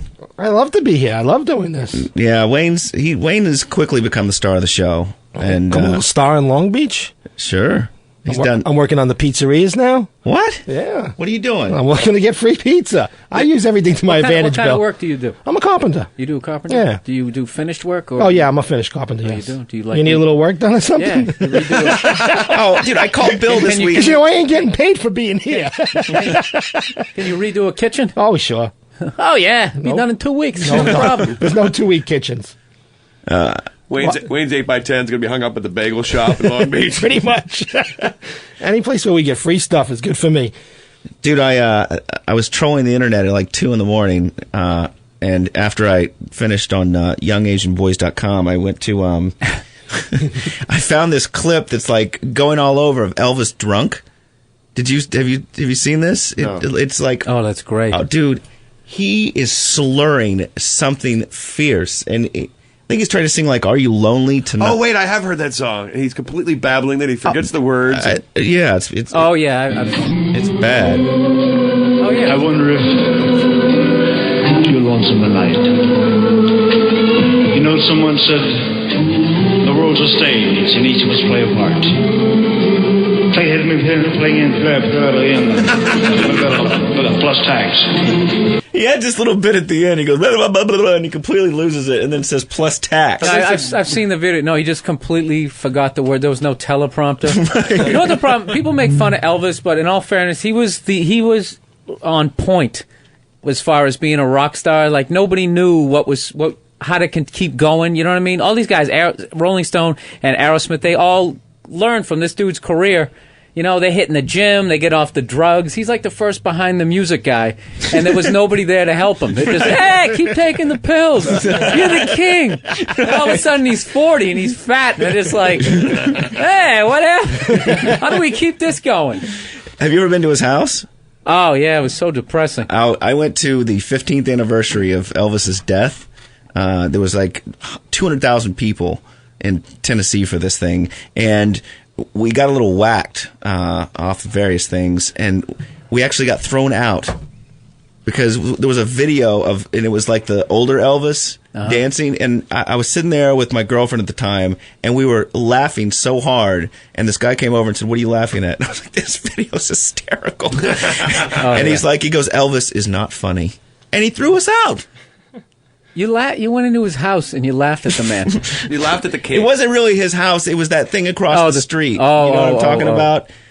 Where you buy all the Elvis stuff. But he is one of the most exploited superstars of all. You go there, they got Elvis cuckoo clocks, they got magnets. His grave, the guy can't even rest in peace. That's what I went to his house to laugh at him, thinking I would get a bit, and I walked in there. I felt bad for the guy. It's like I'm just traipsing through his house. You know, his shag rugs and there's those 3 RCA TVs. Elvis loved to watch all the football games. He loved to watch it. And I love how they're like, let's state of the art. And you look at it and you're like, geez, this looks kind of old. Yeah, and it's at that real small house, and you're looking up the stairs, and the toilet's right around the corner that he died on. That's the one he died on? And you just can hear him like, get out of my house, man. Just get out of my house, man. His brother or somebody came to our church when I was a kid and gave this whole speech about how he found Elvis with a Bible, and that they had just been talking about Jesus, and that he was sure that Elvis had taken Jesus into his life and become saved again.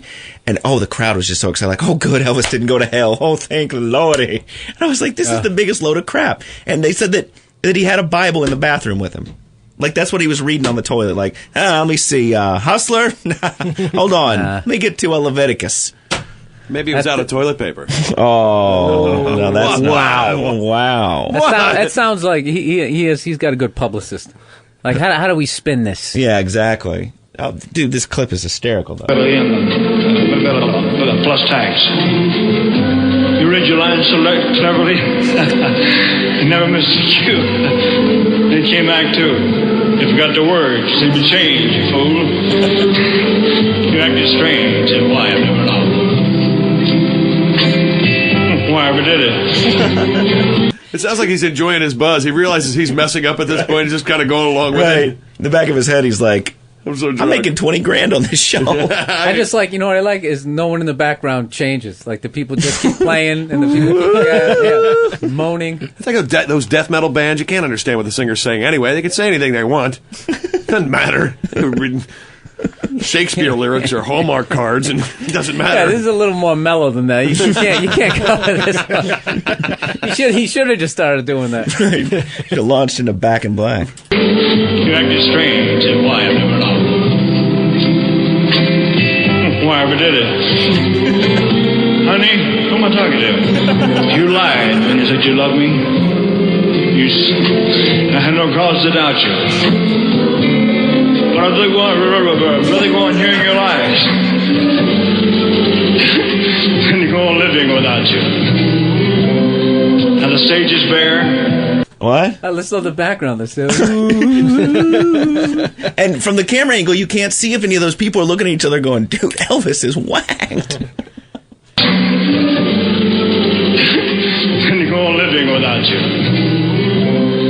And the stage is bare. And I'm standing there without any hair. I know. And you won't come back to me. What the heck with it? Is your heart See, he shouldn't have bothered even singing or even talking, because obviously he's okay if he's singing, but he was like, he tries to do that little interlude and like Ozzy, he can't talk but he can sing. Right. How do they do that? Their accent just disappears, the stutter goes away. Yeah. I've seen that clip. He doesn't look like overly. I'm sure he has some pills in him, but he just completely spaced on that whole monologue, and he's just standing out there, just hanging there. I can't watch people bomb. It makes me so uncomfortable just listening to that whole thing. Oh my God, just eating it. And that was the night. You're right. Teleprompters were invented. Yeah. He was just that guy. Just every awful thing that could happen, right up into his overdose. I mean, he just went right down the checklist. And if you're going to overdose, overdose in front of the TV or in a limo or something. Overdose on the toilet. Right.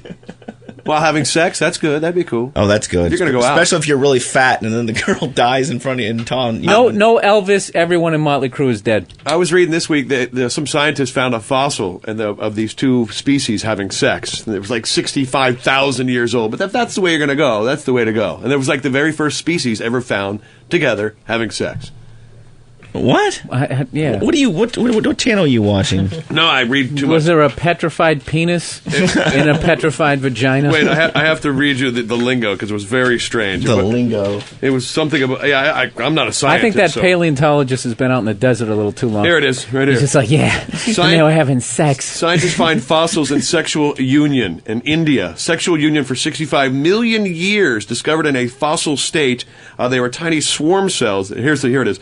Finding the fossils in a fused position with their flagella shed was evidence they were having sex. I don't know what flagella is. I'm used to waking up, finding a Trojan wrapper and an empty 40, and that was a sign that apparently I had sex last night.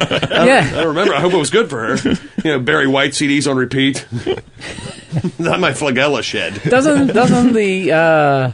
the penis just decomposes? There's no bone in there. There's no that's what I want to know. It's like that's one long erection. Yeah.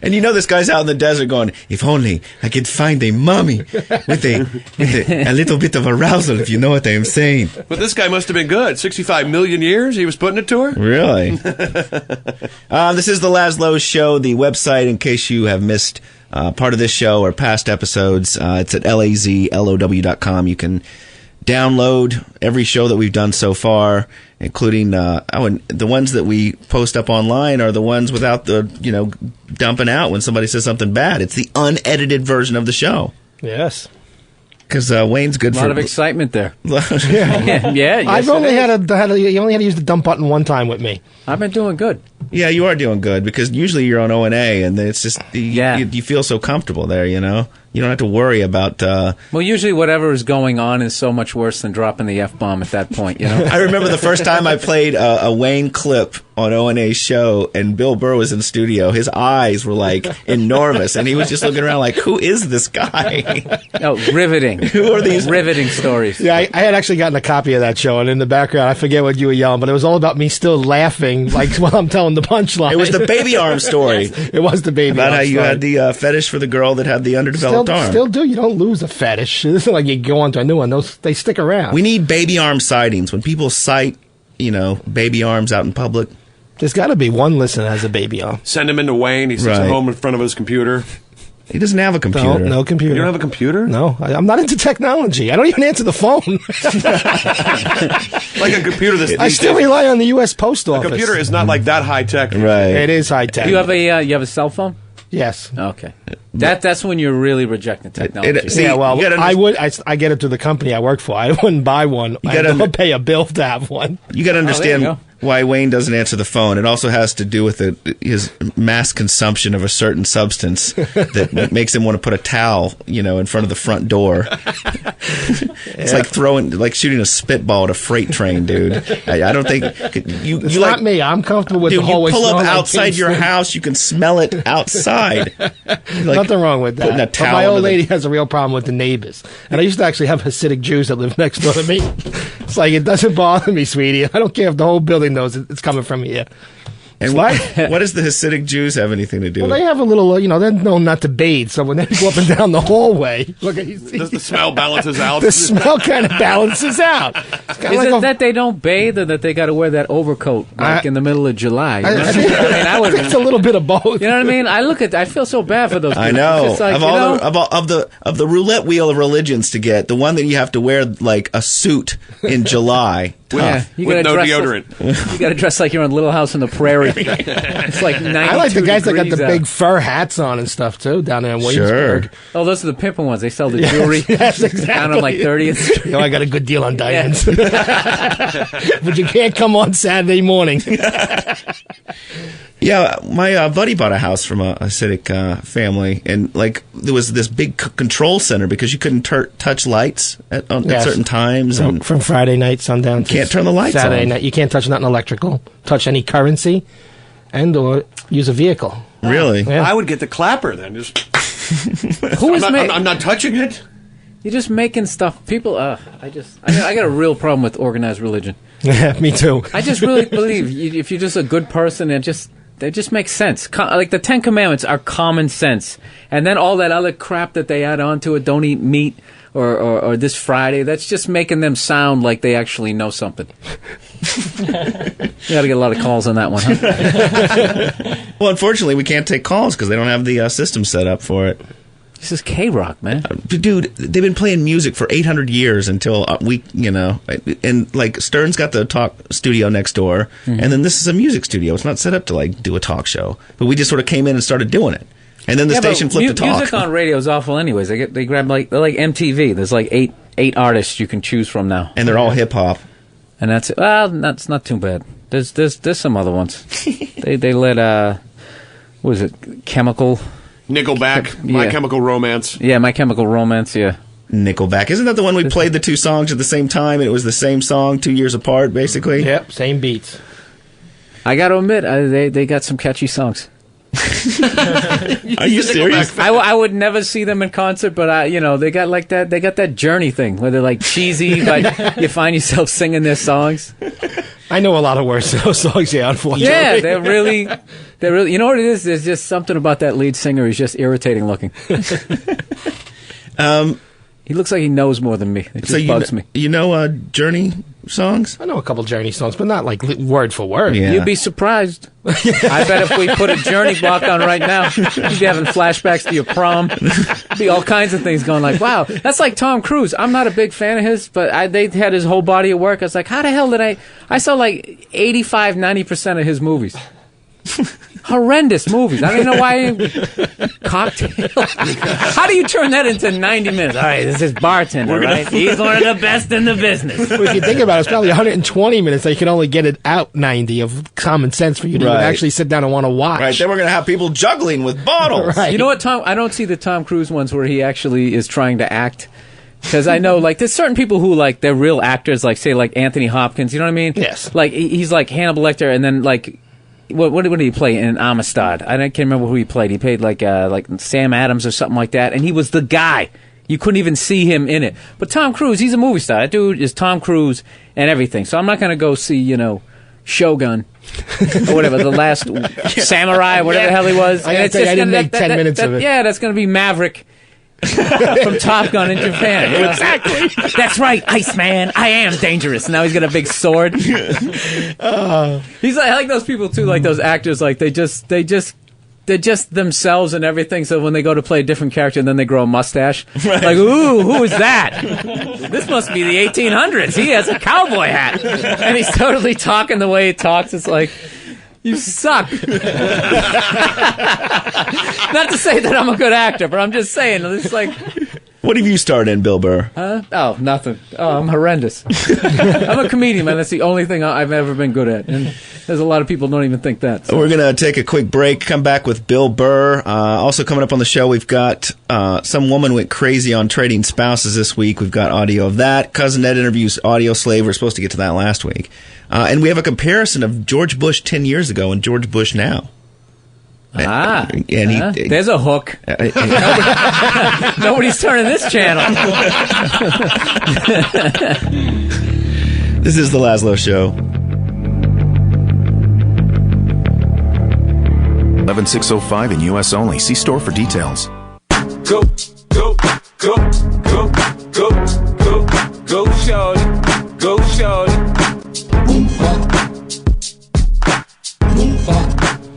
Lazlow Show. Little Oompa Loompa hip-hop going on. Who is that? I don't know. I found it on the internet. My girl yells at me when I sing that PIMP song. She's you're way too white to be singing that. So now I just do it on purpose. You know, can't get $1 out of me because you're the PIMP. She's like, stop singing that. You're way too white. This is the Lazlow Show. No, we all are. We're too white to do that. But then, you know what? Black people are too black to ever really do rock music right. But do you feel like what about In Living Color? They stunk. But that song's they like... stunk. The only time they were good was when they started to play a little more funk. They were doing what came natural. All right? Stay on your side of the street. I love it. No, I'm kidding. No, if they were good, I would say they were good, but they stunk. They were amazing musicians, but... Everybody throws that out there, though, In Living Color. It's like that and Jimi Hendrix, and that's it. Exactly. Michael McDonald, people see... Who? I'm saying as far as like crossing over, black chicks love him. He somehow's got that blue-eyed soul thing going on, but everybody's got that one, you know what I mean? You can find a white dude with a big penis who can dunk a basketball, but... Generally speaking. Comedian Bill Burr. Average height, and maybe we're nicking the ring.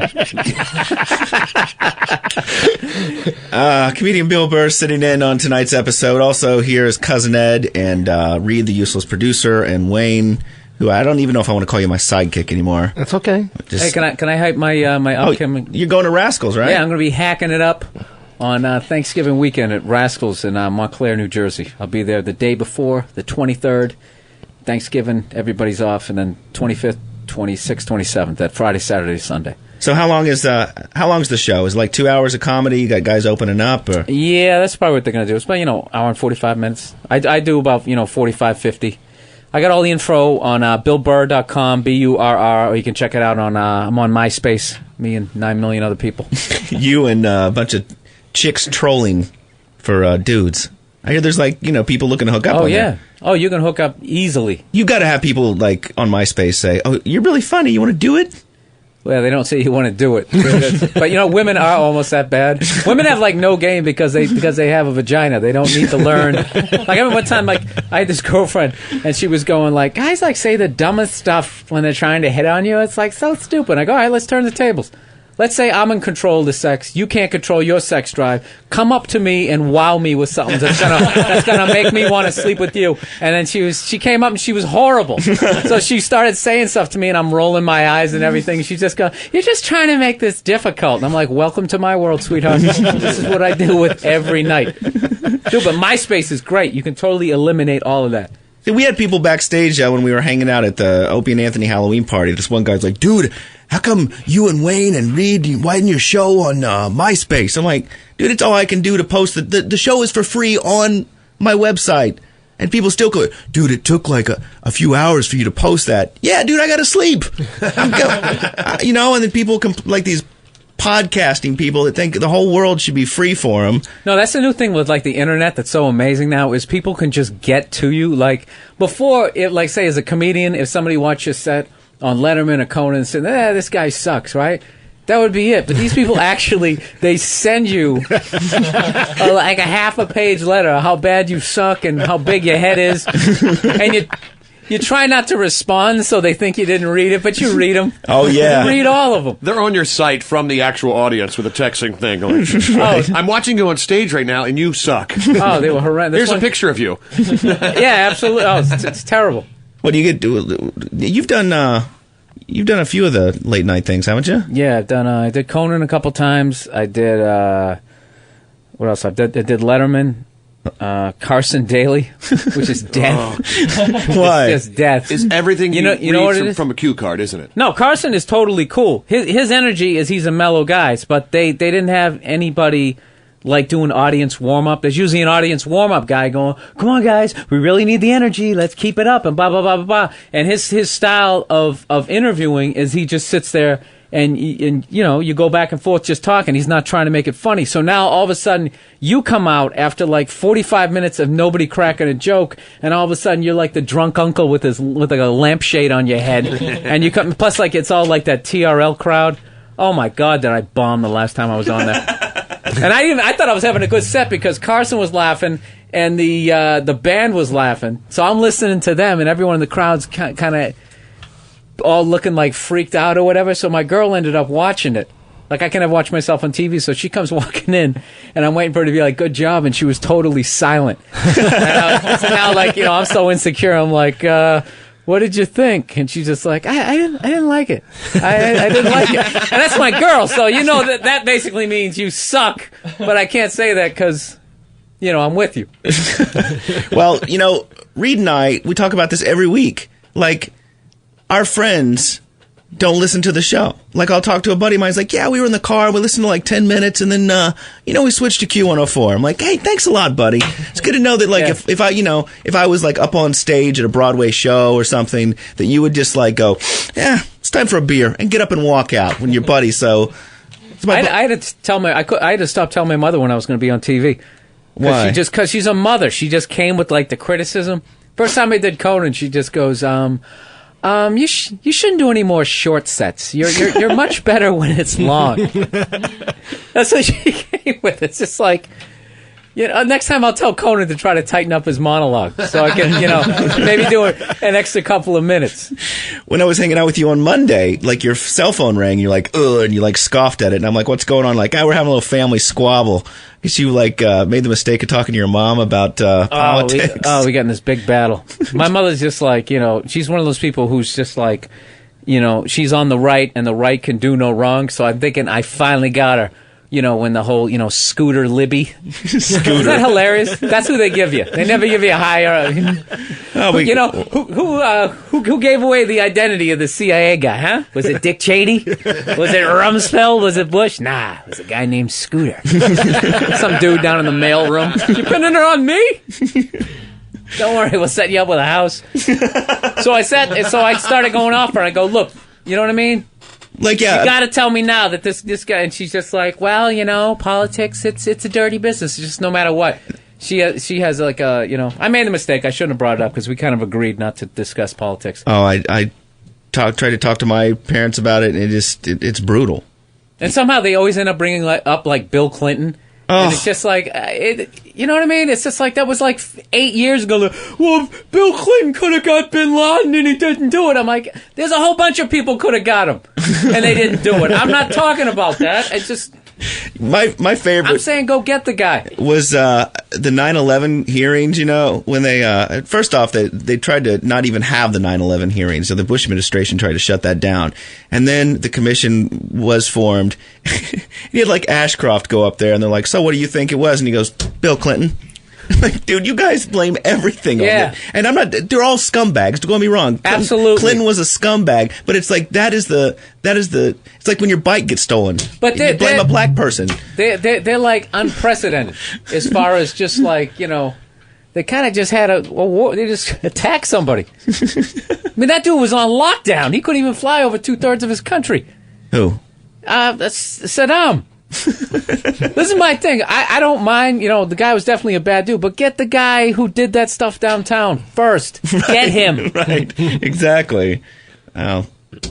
Can't find him. World's a big place. We can't find him. It's a big place. But you find Saddam, the guy's down like a manhole in the middle of the desert. You found him. I know. The other guy's still making those tapes. I hate Bin Laden.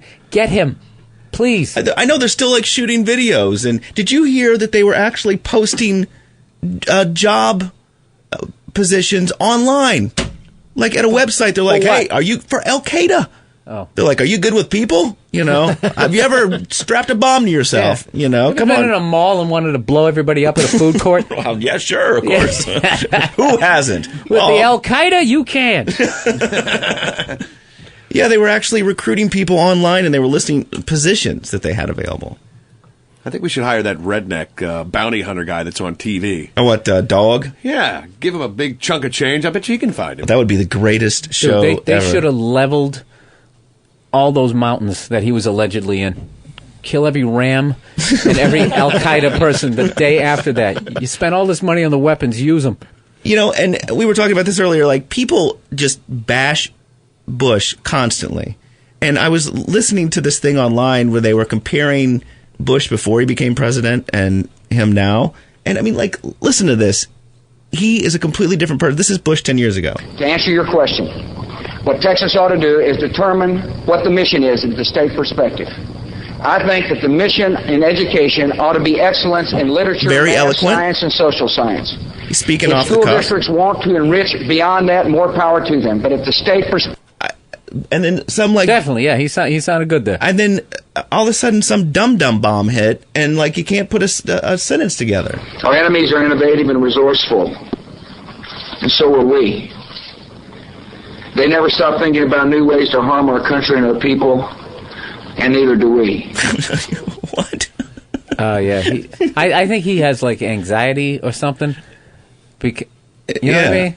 Because I'll go, okay, you're the boss's son and all that, but there's just you don't get all the way to there and be that dumb. I think he has like he gets like overly nervous, and he gets that thing going in his head and just. Well, like when he's at the debates. You've retired. You don't have anything to worry about. I listen to the debates. It's the third time I've said that. This is, by the way, I'm going to start this over. This is the greatest clip ever. If you've retired, you don't have anything to worry about. It's the third time I've said that. I'll probably say it 3 more times. See, in my line of work, you got to keep repeating things over and over and over again for the truth to sink in, to kind of catapult the propaganda. How the news media did not run with that, like, the man just admitted the propaganda.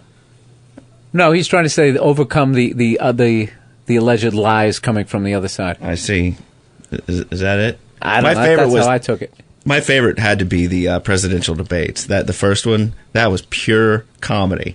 It was the things they argue about in politics. Now, my plan is 33% of the remainder of the cube root of 3 times the GNP. It's like, dude, enough with the numbers. Yeah, everyone's going to have health care. Everyone's going to have jobs. And you go in there, and they're all working for the same 20 guys. They put them both in the office. You know what it is? He's just not good at lying. Bill Clinton was great at it. He just made you feel good. His lies sounded good. It just Bushy just know he's lying when he's doing. He's like, hey, he's like repeating. He's stammering. He just wings it. That's what kills me. He just goes out there. There was a hurricane. People are wet. He's just winging it. Just have somebody write something. I have to call you on this. What is that? Why do you have a fake Izod on?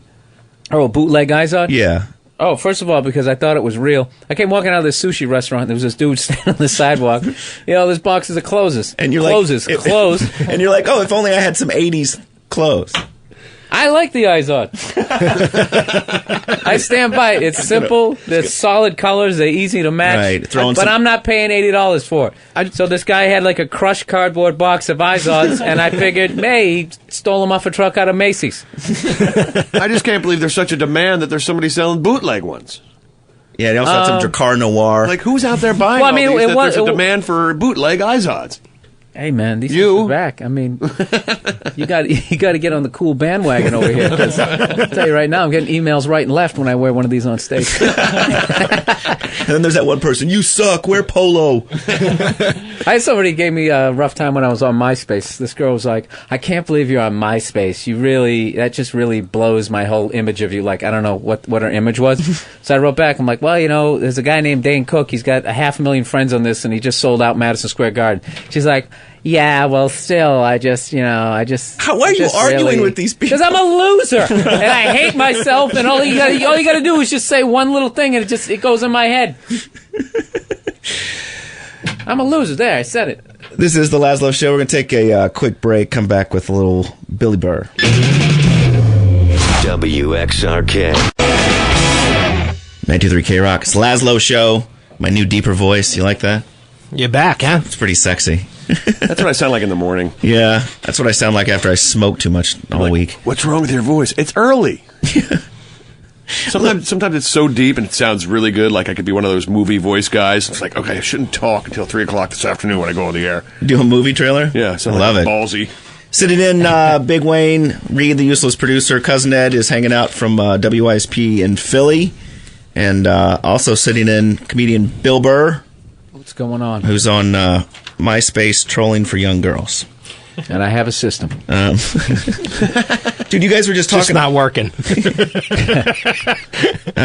Young for me is 28.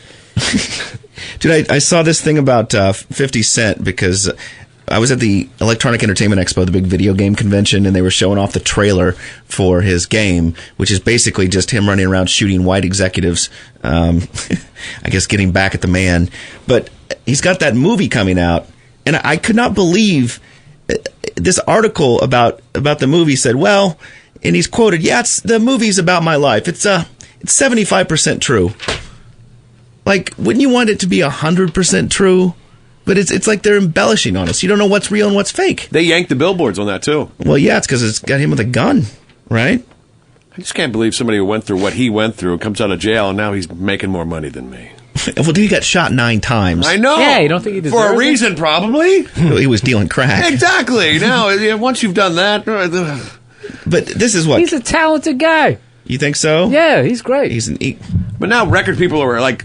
Are you just saying that so that we don't get shot up by his crew after the No, show? I'm just, They have talent scouts going to You jail. think Eminem's story, 8 Mile, wasn't exaggerated a little bit? I mean, there's no way to, there's no way to make it 100% accurate. Right. My favorite quote in this article was, my mother would tell me that I was born through the Immaculate Conception like Jesus.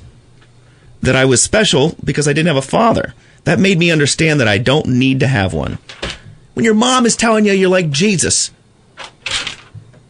She had to give him some hope. Dude, guys are harsh on What this makes show. him any You know different what, than any other? Anybody who gets shot 9 times and you live, I want to see your movie. I want to see your life story. Yeah, that's a little better. One of them, he got shot in the mouth. He's got a bullet hole right in the side of his face. I mean, I gotta say that's a little bigger than walking on water. It's like, yeah, oh, great, you can walk on water. Try taking 9 bullets, buddy. Huh? Well, he took a couple nails in the hand too and through the feet. I mean, at least with the bullet, you get it over with. I mean, let's not downplay what J to the C went through. J to the C. J to the C. Cousin Ed this week was on his show in Philly. You're filling in for the midday talk show now. I thought you were going to slam me again for no. Who'd I call now? No, I'm going to slam you for saying that Halloween is Christmas for pedophiles. Well, it is. I mean, they just come to here. It's like home delivery. They just come to their house. It's their favorite holiday. That's hilarious. They go buy some candy and just wait for them. Man. Let them come.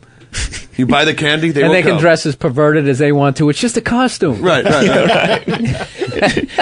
Ignore the thing hanging out of my pants. No, it's fake. He answers fake. He answers the door naked. It's a prop. It's it's a costume, kid. I'm Adam. Oh This is a leaf. He's giving out chloroform rags. He makes his own haunted house. Oh, you want the Tootsie Roll, kid? You got to earn it. Someone keeps throwing Tootsie Rolls at me. Do you think there's that there's more pedophiles out now, or are they just constantly talking about them? They're constantly talking about them because on the news they try to scare like, is a pedophile living next door to you? Yeah, probably. Because I remember I had a paper route as a kid. That's not a kid's job anymore.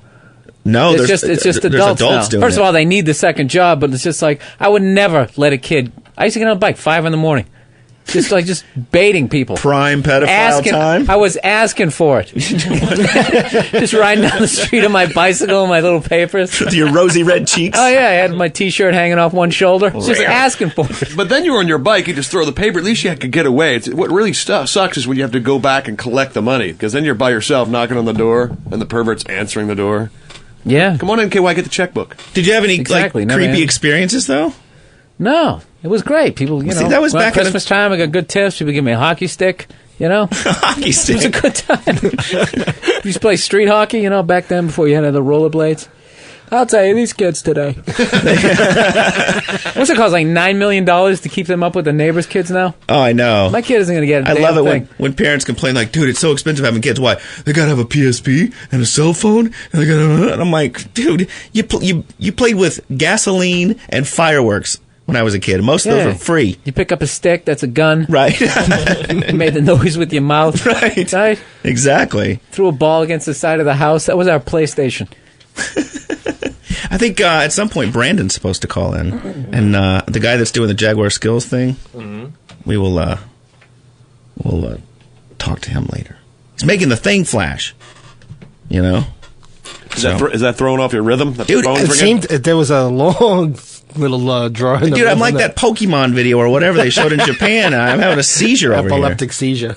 Dude, they busted somebody in Texas that had Halloween candy that had mushrooms, hash, and marijuana in it. They called it Nirvana bars.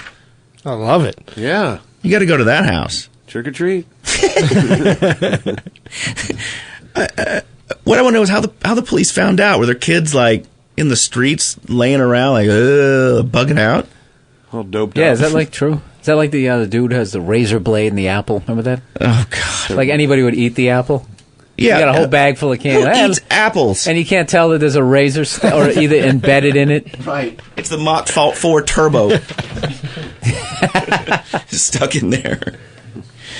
Silly string was in the news last week because it's outlawed in a lot of areas now, which I've always thought it's great if you could ban something with the word silly in it. Is that stuff flammable? I've always wondered that. Yes. I don't know. Highly flammable. So if I squirted it and then lit it, it would like a fuse? Yes. Oh, God, you're just giving people ideas. That's what I do. Dude, take that one for free, kids. Dude, that's like, if people are lighting silly Beavis and Butthead ban on you. Right, it's going to be like silly string napalm. What are you doing telling people to light it? You know, it's like a nice fuse. You light it and run down the street. Why are and you got being that long so string. irresponsible? We're trying to talk about pedophiles here, and you're bringing up this stuff. And I don't know where you found this guy. And then you take rat poisoning and you put it in the pixie stick. Wow. You never did that? No. You never did that. Never killed a neighbor? I mean, come on. Dude, I remember one time we tied this kid to a tree and we threw fireworks at him. Did you? Yeah. How'd that go? It didn't go good because the firecrackers had, I think it was the black ones had the real quick... the black cats. Yeah, you had literally, as you lit it, you had to throw it. I remember my brother... lit it and wound up, and it blew up in his hand. You know, he had like that Fred Sanford hand, like like the cartoon hand that's big and red. Yeah, back then there was no drugs. He just ran it under cold water. That was first aid. We used to have bottle rocket fights. You know, just stand across, hide in bushes across the street, and shoot them at each other. Yeah, try to hold on to it as long as you could. In the neighborhood I grew up, we had a guy that, he was kind of like a 50-year-old guy, and like always hung out with the younger crowd, the 20, the teenagers, and during 4th of July, this guy, you would get him so drunk, he put lit firecrackers in his mouth and in his ears, and it was great. He did this for hours, man. Hours, I'm telling you. And then he'd throw it. No, that was the whole thing, is he could hold them in his mouth. His name was Jerry Doot-to-Doo. Doot-to-Doo. Doot-to-Doo, because he was always Doot-to-Doo. He's always, S-faced. From 8 o'clock in the morning, you found the guy drinking with a 16-ounce Budweiser, and 9 o'clock at night, you found him the same way. At least he was a happy drunk. I think he's skipping down the street. What kind of fireworks? Like M80s? No, mostly like I actually remember a couple times tricking him and giving him like a jumping jack. Those are the ones that like kind of fly all over the place. It's just a sparkler. But he was off the wall. He did anything that you put him up to it, he was going to do it. So this was like the 80s Queens version of Jackass. Yes, pretty much. Yes, it was.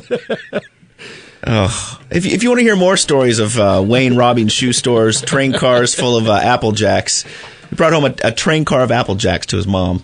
And she said, she didn't say, where did you steal this from? She goes, where are we going to put it? Yeah. Where am I going to put 32 boxes of Apple Jacks? Isn't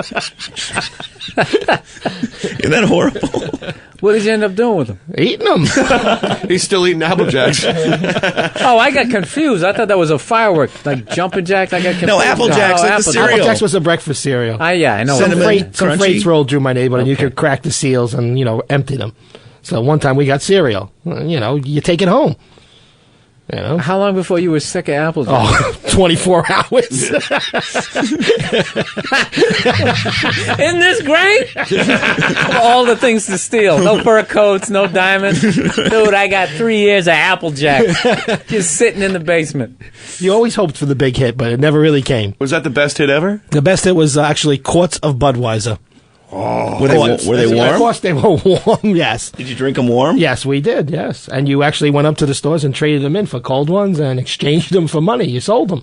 You went right to the local deli. You said, I'll give you, 10 cases of Budweiser. Give me $100. Did you ever have like those bodegas and delis that would actually deal drugs over the counter? We actually had one of those. They were like in the ghetto. We actually had one of those in Oklahoma City next to the gay bars. You could always tell they were dealing too, because it'd be like Glad bags and a box of Pop-Tarts. That was the only thing they had on the Exactly. shop. But there's like 50 people walking around in there, like something's going on here. I went to places where you had to have special words. You actually had to ask for a product that was behind the plexiglass, and if you didn't ask for this product, you didn't get what you were really there for. Laz, remember the first time we went to Vancouver? That's exactly what I was about to say. When we went to Vancouver and we went to the Blunt Brothers. We're stupid America. Duh. What do we do now? I go into this place called the Blunt Brothers, and I'm Wait, no. Back up for where we heard there was a place you could go and get weed, like a section of town. So we pull over at the gas station. All gas station attendants, you figure they're like our age, do the same thing we do. Yeah, where's the place? All right, you go down to 5th, and you go to Haight Street. It's Little Amsterdam, so we go down there, we park. Hastings is the name Was of it the street, Hastings? right? As soon as we park, we're like, well, what do we do now? And as we peer up from the window of the car, we realize we're parked in front of a place that says Blunt Brothers, a respectable joint. And I say, I think they might know in there. Now, let's start here. So we go in, and I go up to the counter. I'm like, all right, what's the story? And the place is full of people smoking. They call it Little Amsterdam. We were paranoid. We kind of just like walked around. You know, it's like when the first time you buy rolling papers, you're kind of afraid. You're like, wait till there's nobody at the counter, then you go up. Yeah, you just go up and go, I was thinking about rolling me some cigarettes. You got any of that rolling paper? Save money. Where do you get the wacky tobacco? We're dumb Americans. What do we do now? And they pretty much gave us the instructions. Go stand out on the corner. No, she said to go to this place next door, and she said, go up to the jukebox. It was the youth hostel. And I said, go to the jukebox. He goes, is there a certain song I should play? She goes, no, just go to the jukebox. So we go in, and I walk over to the jukebox, and this guy comes over, and Ed's standing next to me. He's like, can I help? And we're in a foreign country. I mean, it's Canada. You know what the rules are or whatever. You're a little nervous. And the guy comes over. He's like, can I help you? And I'm like, just going to play a couple of tunes on the jukebox. And then I'm trying to think of like a song with the term green in it or something. Like maybe a little Green Day. Green grass and high tides forever. And he's like, yeah. And I'm like, yeah, I'm going to, play a little. He's like, what can I get you? And I'm like, oh, so that's how it works. All right. Some marijuana. And it wasn't like the States where you buy weed and then you run. You're like, okay, we've got it now. Let's go. Quick. We went over to the table, like right next door, and ordered some beers and sat there for an hour. Yeah, I know. Vancouver is the greatest town. The first time we did that, remember our buddy? He found somebody to buy weed off of on the street. He goes like, okay, you guys follow me. And all of a sudden we turned around, he was gone. He was gone. And we lost him. We thought he was kidnapped. He was gone for 45 minutes. And he was like, thanks for having my back. He's like, these guys took me up into the scary dark room. I'm like, you're an idiot, dude. I know. Yeah, it's like, dude, this is weed. It's not a brick of cocaine. It should be done. Like, we need a plan B. If he doesn't come back, where do we get the weed then? I know, that's because we were concerned for about 10 minutes, and then we were like, dude, we gave him our money. Right. You guys like those two dudes in the beginning of Scarface? Is that dude's getting chained up in the shower, exactly. and they're hitting on the women in the convertible? Chi-Chi, you got the yayo. Yayo. I like how you said we're in a foreign country, like it's Midnight Express. It's like you're in Vancouver. They're speaking this crazy language. They keep going A. Funny money. How does that rapper with the name Yayo not get arrested every town he goes to? Is his name's Yayo? Yeah, he calls himself Yayo. I think he's maybe one of the G Unit guys. I'm not sure. But I'm too white to know. How do you get into the G Unit? I don't know. But if your name is Yayo, he came into my town. Yayo's playing tonight. I'd have the police surround his hotel. You're naming yourself cocaine. Yeah, it's probably a pretty good indication. Pretty good indication he's going to have a little blow in him. Yeah, my name's DJ Weed. I'll be doing the show for the next hour. Yeah, right. So, you're what do you say you're doing tomorrow? You're doing like some morning show or something? Yeah, some Opie and Anthony show. Oh, you doing Opie and Anthony tomorrow? Because he goes, dudes, I got to get out of here like 8:15. I said, what do you? Well, so I'm also going on the road for like a week. Oh, that's right. So I got to, Where are you going? Because we got people that download the show from like California and Norway. You going to Norway? Going to Norway? No. We get a lot of traffic. I'm going traffic. up to Boston. I'm going to the Patriots-Colts game. I'm from there, so I'm going to hit that game. Then I got to go out to L.A. for like 3 days. I might be at the Laugh Factory on Tuesday doing Jay Davis's show. Cool. And and how many days are you doing O&A? Because Norton's out, right? Yeah, I'm only doing it on Monday, but then I got to go to L.A., so I'm kind of blowing it. I should be in there, Why? I don't know, because I got nothing else going on in my career. I mean, how many times are you going to back me into a corner here, Lazlow? I'm a loser. I got nothing going on. You just keep, every time I try to pretend like I'm cool, I just keep coming back to this. Please, I'd much rather do their show than my show. You got that Rascals thing going for you, so. Yeah, there you go. Rascals in Montclair, everybody. Thanksgiving weekend. Yeah, I'm not going home. That Thursday before Thanksgiving's a good night, too, because that's like the biggest bar night of the year. So they'll be drunk and That's what they say, yeah. Oh, yeah. That'll be the No Loved Ones tour that I'm on. These guys who book me, they're just right on through the whole holidays. Every holiday. We got a corporate gig July 4th that weekend's going. What are the corporate gigs like? You sit there and make guys that, would you do like a PowerPoint presentation? Or those can be brutal. It all depends. Like I always say, there has to be a stage. There has to be some sort of illusion that I am in show business when I go there. They got you on a podium. Yeah, they've done that, the podium thing, and you're standing up there like you're going to meet, Like a roast. With a little teeny microphone that's attached to the podium, trying to talk into it. Like they're going to bring up Rich Little. Oh, yeah, it's awful. It's just, and they want, those are brutal. They're just brutal. And then there's usually, then there's the boss, and everyone's looking at the boss to see if he's the boss laughing, Yeah, that type of thing. And then what ends up happening is everybody's laughing, and then the boss didn't find something funny, and then everybody who laughed, all of a sudden they didn't find it was funny, and then it's a big problem. I don't do a lot of those. I mean, like what kind of corporations? Like ExxonMobil? They have a lot of money these days. No, just places you've never heard of. I did one in like North Dakota. I went to Fargo, North Dakota, and I go in there and I'm like in like this conference room with a stage. That's my only requirement. And I went up, and it was like literally like 30 people. And I'm just sitting there. I flew all the way out here. There's nobody funny in like Nebraska. You could have put on a train and got in here. But Fargo's pretty brutal. I used to be on the air in Fargo. I mean, there were some good-looking women up there. I was surprised. I didn't actually visit Fargo. I just sent my material to them because I refused to enter town.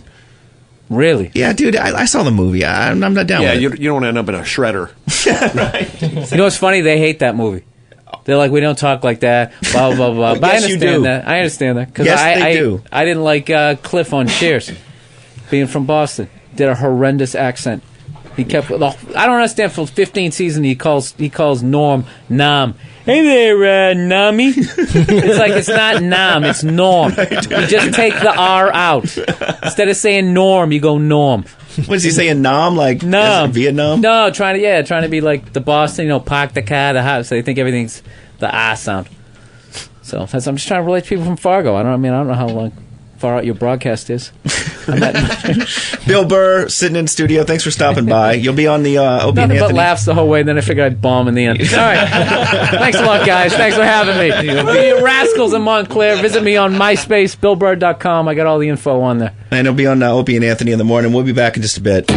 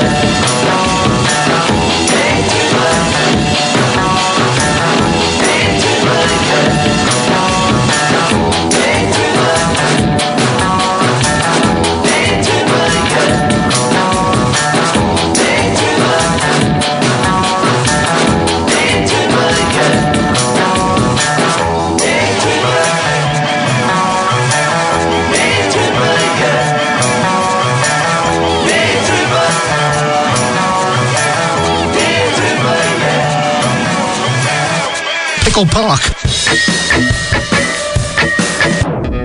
Y'all are listening to the Lazlow Show on K-Rock in New York City. I love that idea. You can hear Reed laughing in the background. You put some that guy's a cowboy apparently now. Whatever, dude. Well, I mean, anybody? He's a redneck. Is that what you think? Everyone who lives in North Carolina Anyone is a cowboy. south of the Mason-Dixon line, is a cowboy. Gee, I don't know. Any place that used to be a slave state equals. Yeah, but he doesn't rope horses for a living. Yeah, but he said all Northerners should stay here and not come to.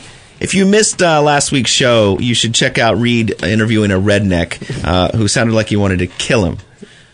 Yeah, he may have. Yeah, that's at the website lazlow.com. You can also send us email, and you can see pictures of Wayne with his TGA Fridays girl, Hey Marie. Also, Wayne wearing a diaper. Pictures of Cousin Ed. Oh, and there's also pictures from the Opie and Anthony Halloween party. Did you ever post Reed's scooter? No, I took a picture of it. It's like a vampire thing. Like I literally took a picture of it, and it didn't work. It has a cloaking system. Is that a crutch just because he talked about it, or is it okay? No, I think that was okay. That was a crutch. That was a Yeah, crutch. we'll give you 30 seconds. Go. All right, I'm going to have to go back to these stories. Like that. You like the way I had to dump out of that before. Yeah, because technically he didn't make fun of my scooter. He just asked about it. So Okay. I think the judges would rule that that's probably okay. The judges? Who? And all week long, all I thought about was how to, kind of like sucker you guys into using the crutches, and I'm the one that's failing. Yeah, what a surprise. Yeah, before the show, me and Wayne were talking about, like, okay, how can we bait Lazlow? You hold on to those, because there's going to be a crutch show, and you're going to get him. He's going I down. thought this was the crutch show. We're not supposed to talk about. There's Reed's scooter, Cousin Ed's underage girlfriend, meth, abortion. Well, we can talk about abortion. Ed. What? Yoko Ono, Pickle Park, Glory Hole. Don't you have some stories you want to tell where you've been eating in the past week? Oh, yeah. I ate that. What's that pizza place? I'm not going to fall for your little shenanigans. With the pool balls, and it's Chuck E. Cheese? Yeah. Chuck E. Cheese, I can you imagine? had lunch there the other day. Did you? Yeah. Look at him. He's like boiling over. I'm like Fonzie when he's trying to say love.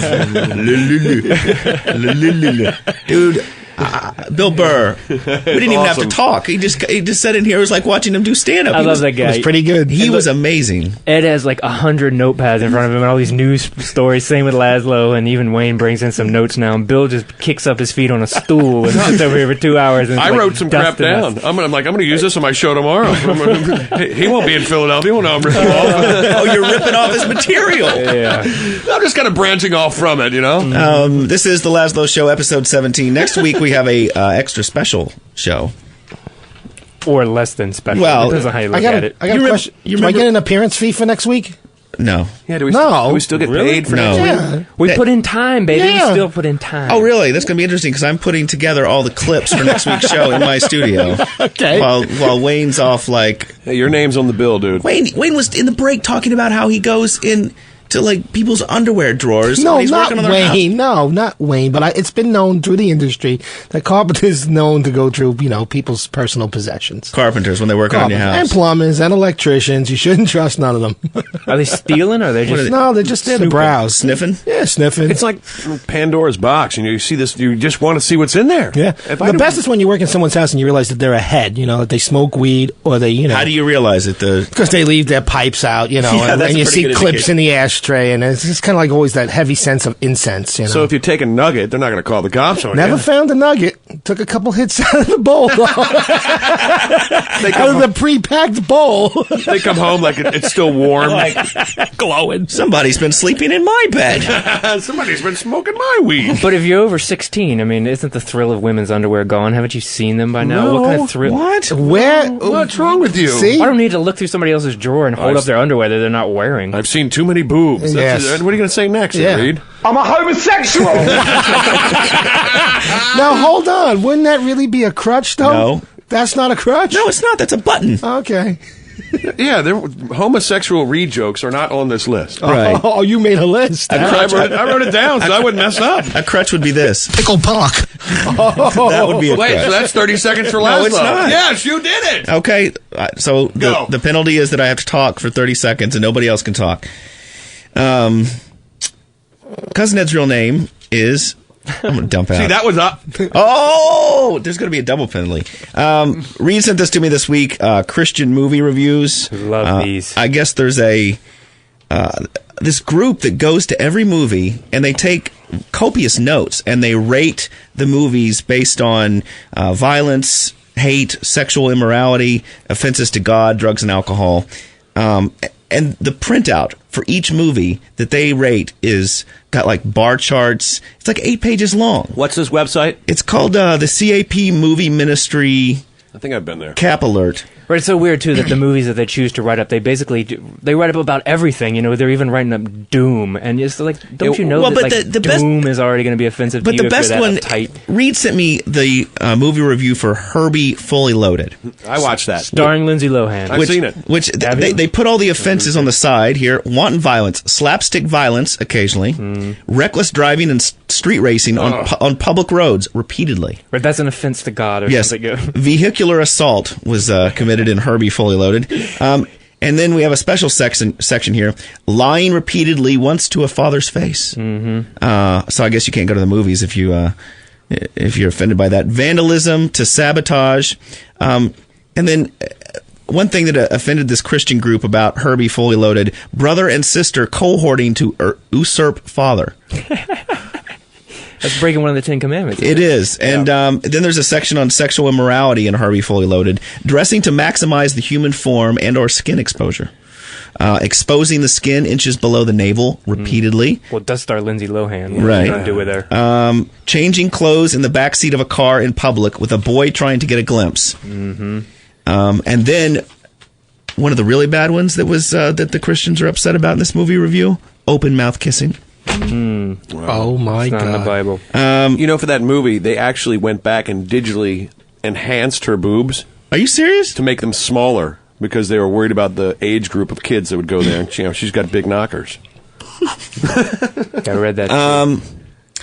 Yes, and they said Herbie Fully Loaded is not that good, mainly because of matters not revealed in the trailers. Matters such as Lohan's propensity to show skin inches below her navel and her frequent use of God's name in vain. They have a counter here of how many times people use God's name in vain. It's just, why would they even choose to review that movie? You know, there's these people who are like, well, you know, I need to watch lots of porn so I know what I can be against. You know, in the review, the greatest, maybe the use of God's name in vain doesn't matter to Hollywood and filmmakers, but it matters to God eternally. I know. God's not paying $8. And then he gets in for free. And they're very upset about the reckless driving and street racing, which would get a driver's license revoked in most states. It's Herbie Fully Loaded. Right, what do you want him to do? It's fiction. I know. There was another review on there of E.T. and basically that they were totally against E.T. because, well, levitating comes from the devil. That's what the review said. It doesn't come from Reese's Pieces. I want to know what they say about Chicken Little. Oh, I don't know. I didn't look up that one. But they were impressed that Herbie Fully Loaded was free of any noted abuse of prescription drugs, illegal drugs, alcohol, or tobacco. Thank goodness. Yeah. Oh, so they say what's bad and then what's good. Yeah. And then they say that this the star goes in this race for a purse of $10,000, all against her father's wishes.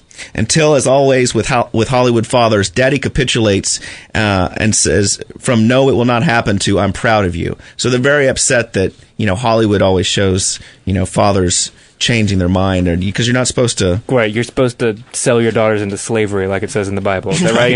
And feed them locusts. Yeah. Wayne and I are still trying to figure out what usurp means. Yeah. I can't believe I just used it in a sentence. I got to be honest with you. That's good. Yeah. I was a little dumbfounded. You don't know. You don't. The best movie review, though, that this Christian organization did, Caligula. I own that. That's not even a word. It's not even a word, dude. Oh, I thought it was the movie. Caligula. That's all right. Caligula. Now I'm confused. What's the movie again? Caligula. Caligula. What did you say? I don't know. I'll end up using a crutch. Don't talk to me, Ed. It's such a controversial movie, and I went and bought it on DVD because I wanted to know why. It's terrible. Oh, it is terrible. It just has that one good rape scene, right? Good and rape don't go together. No. Why does that get it along? Because there's no good rape scene. All right. Anyway, back to the new Jennifer Aniston movie. She gets raped and she gets all bruised up. I heard that's a great scene. Right. This Christian organization reviewed the Dukes of Hazzard movie, and the list of offenses is like 3 pages long. Reckless driving, speeding with varying intensities, gunfire to kill repeatedly, reckless gunfire. So, both reckless and gunfire to kill.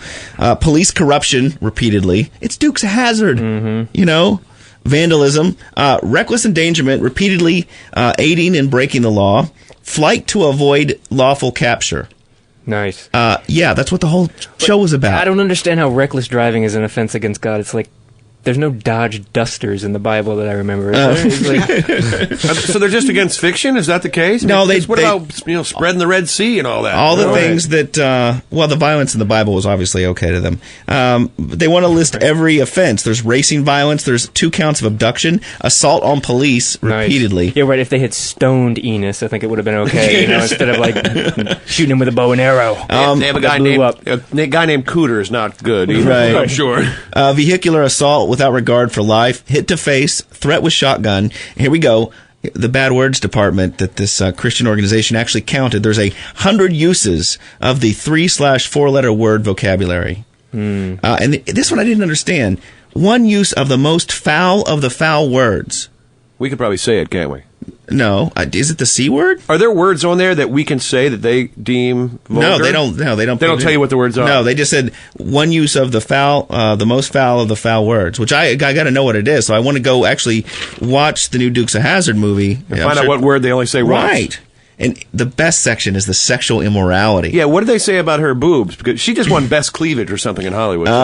The list of sexual immorality in this movie, what a great job. You work at some right-wing fundamentalist Christian organization, like, hey guys, if you need me, I'm going to be off watching all the films, taking good notes, making sure nobody else watches Dukes of Hazzard. That guy's more perverted than the rest of us. He's the one counting the boob footage. It's like that Meese Commission in the 80s. Remember when the Republicans were like, that's what I was just saying. We're gonna stomp out porn. How are you gonna do it? Well, we're gonna go to all the stores in town and buy everything up and sit in a dark room and watch it for 2 months. That's what I was saying. It ain't right. It's like these DEA agents that sit there and burn the weed in the woods, and they stand right next to the fire. I love when I see that. That's great. Sexual immorality list. The first thing on their list, they were very upset at, quote, making out. That's sexual immorality, making out.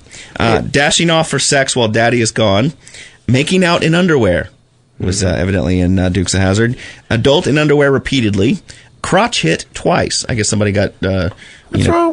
How's that bad? I know it hurts, but... It's bad if you get hit. Camera angle to force viewer on private parts repeatedly. So I guess, I don't know. Inappropriate touch. They recorded in Dukes of Hazzard. Barbed wire in crotch was evidently offensive. Jeez. Rear male nudity twice. If you're upset... I'm upset with that. Yeah. Dude, I watched the Bloodhound Gang video. I finally bought it. They shot that sort of documentary of them on the road. And I was on Amazon right before I clicked buy. I was reading a couple of reviews. People were like, there's a lot of male nudity in this. Dude, there's a lot of male nudity. Everybody in that band whipping their junk out. Well, I feel better about that then, because you told me you were watching that DVD, and I was like, I didn't get a free copy. And apparently you didn't either. So. No, I support bands. I'm not like you and call the record company, can I get a free copy? Oh, really? Did you get your copy of the new Bloodhound Gang CD for free? Yeah, they sent me Okay, that's it. All right, moving on. They sent me the Walmart version, so I went online and bought the one with the curses in it, because I didn't understand what the songs were about. It's like listening to Hot 97. Eep, oop, bleep, blop. It's like, what is this song about? I'm happy I got my Lazlow hat for free, though. What? You bought the hat. You bought the very first Lazlow hat. Yeah, that's right. I do. I support my artist. Yeah. Oh, boy. I just wear mine till it looks bad, then he gives me another one. Yeah, he does. Other offenses that this Christian organization wrote about Dukes of Hazzard. The film opens with Bo Duke and Luke Duke running deliveries of moonshine for their uncle Jesse Duke. Their biggest fear is not of breaking the law, but of breaking the mason jars during their high-speed hijinks in the General Lee. I just thought of something we were supposed to do before 8 o'clock. What were you supposed to do before 8 o'clock? Ruin The Simpsons for everybody. Oh, yeah. Now that you're reading scripts over there. Reading scripts? Well, you're telling everybody what the movie's about. No, I think you could probably figure out what the Dukes of Hazzard movie's about. I think there's going to be some aerial stunts. Might be a chase. There's going to be some, boobs shown in the boar's nest. There's going to be a fat guy. But there's no nudity in that movie. Talking about he loves it when a plan comes together. That was Hannibal. We are running out of show, dude. On the topic of wacky religious stuff, I guess this week on that Trading Spouses show, have you ever actually watched an episode of this show? No.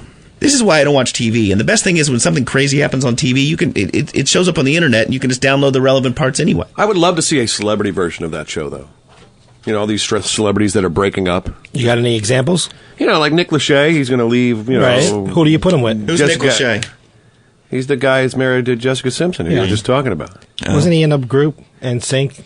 Yeah. Backstreet Boys. And now all Britney that? Spears apparently kicked her beau out because he's been spending so much money. Can we stop using that word beau? And switch First off, it's spelled B-A-U-X or something. It's the laziness of Americans. You know, boyfriend is 2 syllables. I just shortened it to 1. You want me to say B? Yeah, but no, it's French, isn't it?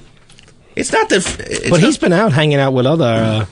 Jessica Simpson he's been out with. Who's he been hitting? Jessica Simpson is what I read in the paper. Kevin Federline? Yeah.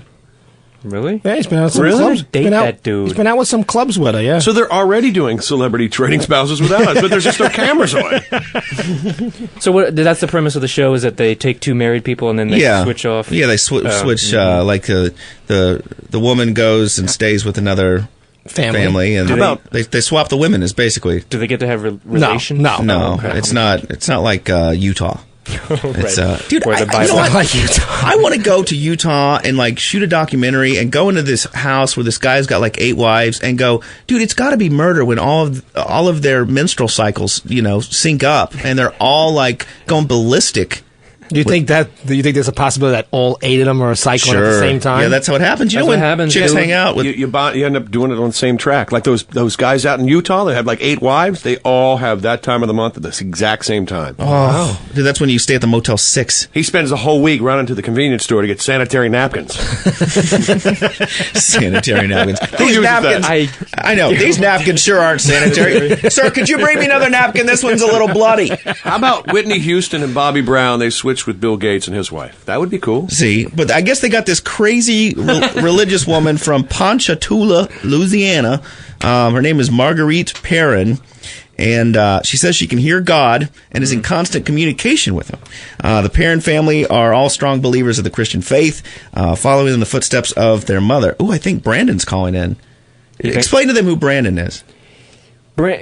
How did we meet him? He's a fan of the show. He sent me some fan art. Is that right? If you go to Lazlow.com, there's this artist who's worked with like a lot of famous comic book people. Right. Actually drew pictures of the people on the show, except for Cousin Ed, because you weren't on the show much. But and then we started sort of talking to him, and he's working on the cartoon that we're trying to do called Jaguar Skills. Are you there, Brandon?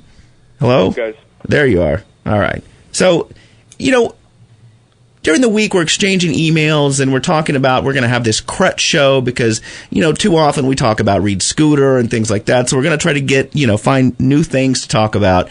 And we say maybe the penalty when you bring up Reed Scooter or Yoko Ono or Pickle Park or something. And if you don't have no idea what I'm talking about, go listen to past episodes and you'll hear us flogging those endlessly. That maybe we should have a big bunch of chewing tobacco in the room and we'll dip. And Brandon, in this email exchange, informs us that your first wife left you because you used to dip, or did you? It was some story about you spit on a hooker or a lap dance. What did you do?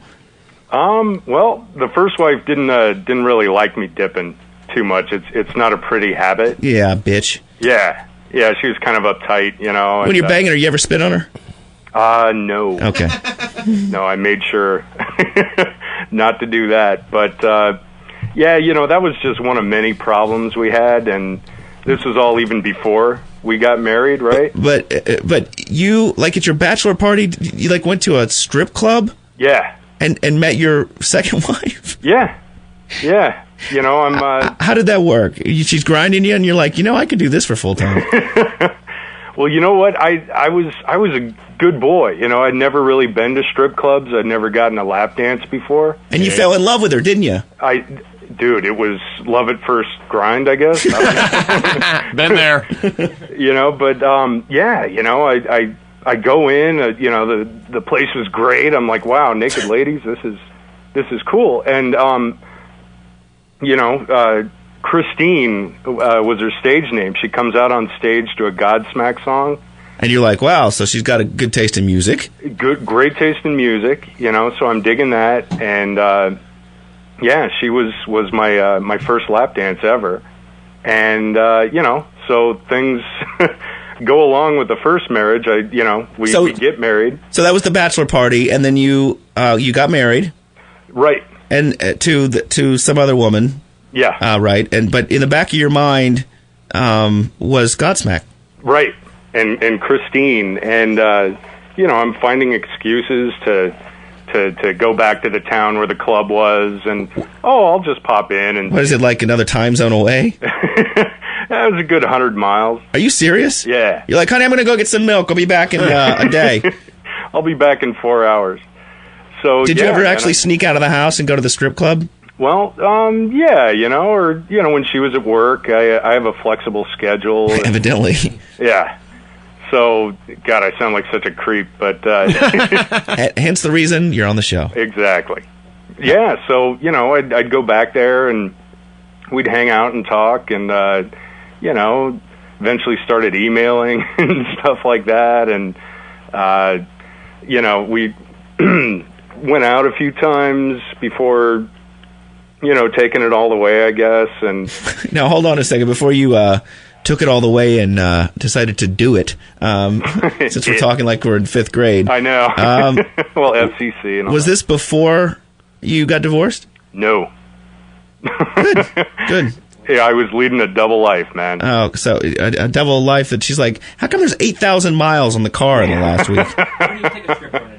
Yeah, dude, I don't know, man. The first marriage, we weren't that into each other, I guess, or something, because... she didn't really care what I did. So where do you, Reed brought up a good point. Where do you take a stripper on a date? Where did we go? Chuck E. Cheese? We went to a burger joint. We went to a national park. Good. Is that where you did it? No, that would have been cool. No, man, just, out to eat and stuff like that. And, Outback Steakhouse? Yeah. Sure. Yeah, that's a great place. See, they give it up right away when that happens because they're not used to being treated like a date. Usually it's just like, okay, we're going to go on a date, and you take them right to your house because you expect, hey, it's a stripper. Yeah, Cousin Ed's got a lot of stripper... See, I'm surprised this worked for you because the strategy usually is don't go in and be a customer because as soon as you're a customer, you're just like everybody else. You got to go in and go, I don't want anything to do with it. No, you're getting $1. No, I mean, you just have a conversation with them. Then they're confused why you don't want to lap dance. So then they want to go They think you're gay. They want to take you, they're intrigued. So they want to go on a date to find out what it is about this guy that they wouldn't give me $1. Well, let me tell you, I played it all wrong, so I don't know how it There's a worked lot out. about this that's all wrong. But,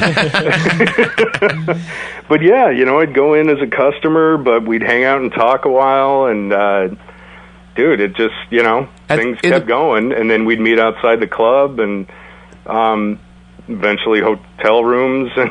and so then you were like... And see, this is what I love is because you draw comic books, and most people have this vision of people that draw comic books, and it ain't you. You're living on the edge there, dude. I still am questioning how it worked out. So. I love that you've somehow mixed, reading the Fantastic Four with, I got to go out of the house and drive 100 miles and bang a stripper.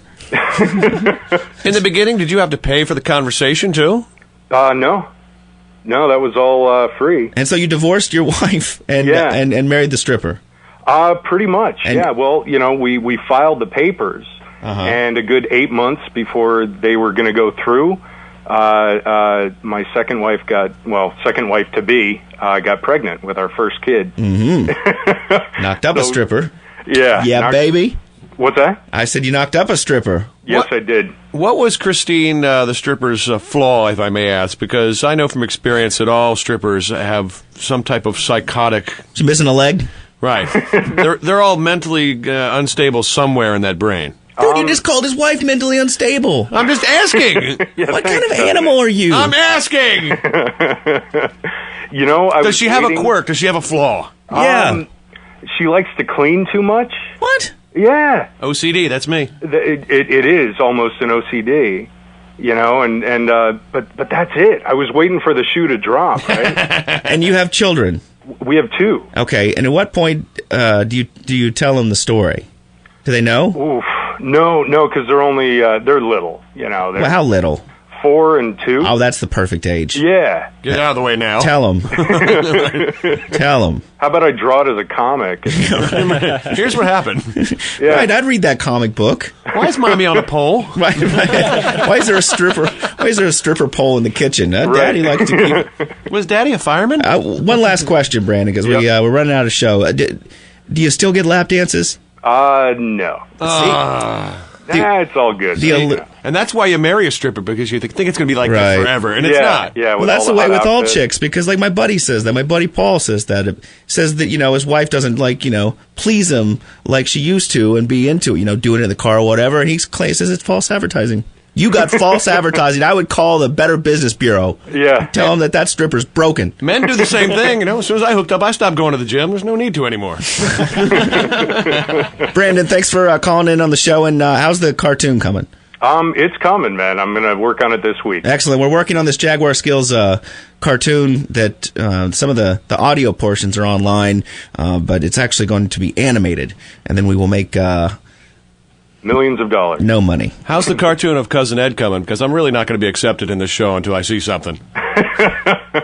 Well, send me a picture, man. I'll do it. Oh yeah, you got to edit that picture and put Ed in the background. I got to be photoshopped in. This feels good. If you want to see some of Brandon's work, he did a great picture. It's at lazlow.com. Say hello to your wife for me. Will do. All right, stuff her 20 in her. All right. Later. Christine is just such a weird stripper name. I know. That's the normal name. I wanted her normal name is probably something like Chandelier. my buddies Matt and Huggy were talking about all these weird stripper names. Like, how about Linoleum and then Aluminum? And one guy goes, "What about Cokehead?" And coming to the stage now is Cokehead. Get out your dollar bills. I love when there was one when I was hanging out with you after the Cousin Ed's Babe Fest down in Philly at Cheerleaders. There was a girl up there dancing. She just burst into tears and looked like she was overdosing. Dude, there used to be a girl who would dance with the house arrest thing on her ankle. She would have the leather boots that come past the knee, and you notice, like, down near her ankle, there's a square box. And she had that faraway look in her eyes because she was all cracked up. You know what that's like, right, Wayne? Sure. This is the Lazlow Show. WXRK, New York. 92.3 K-Rock, the Lazlow Show. Episode 17.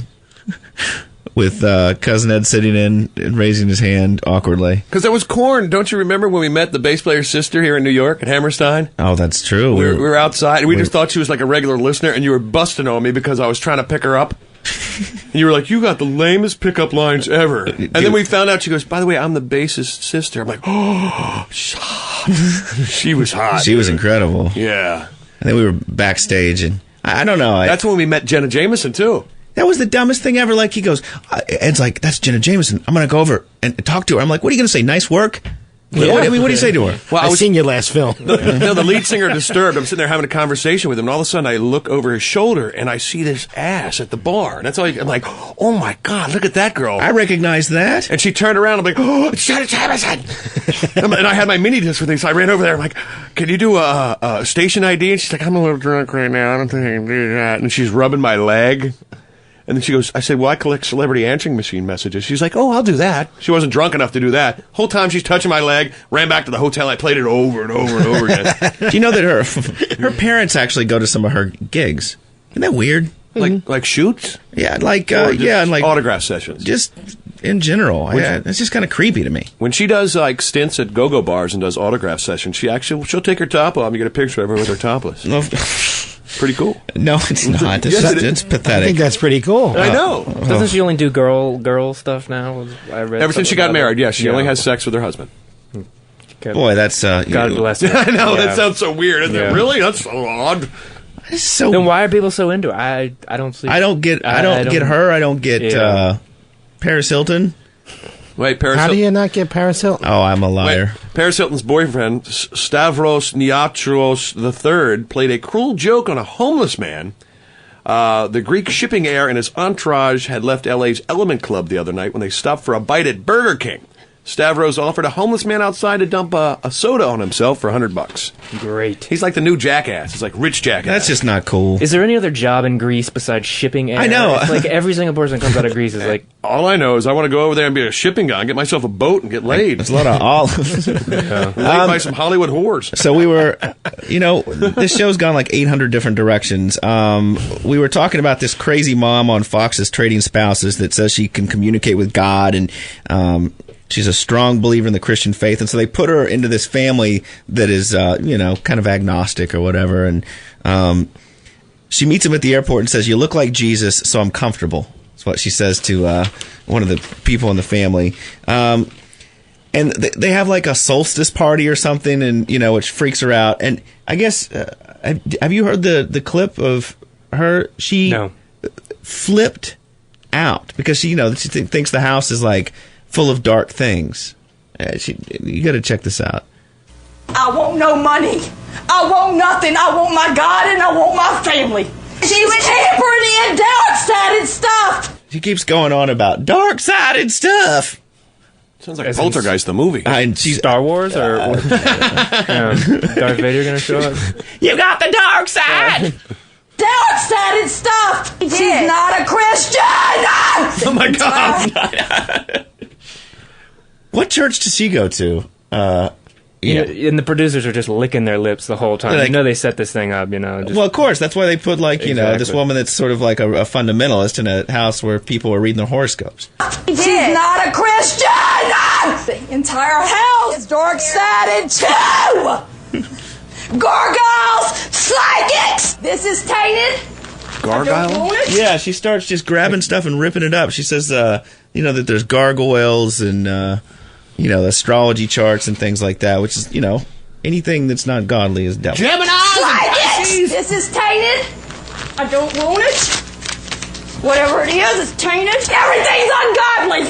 Dark-sided. I give it up to God. I'm a God warrior.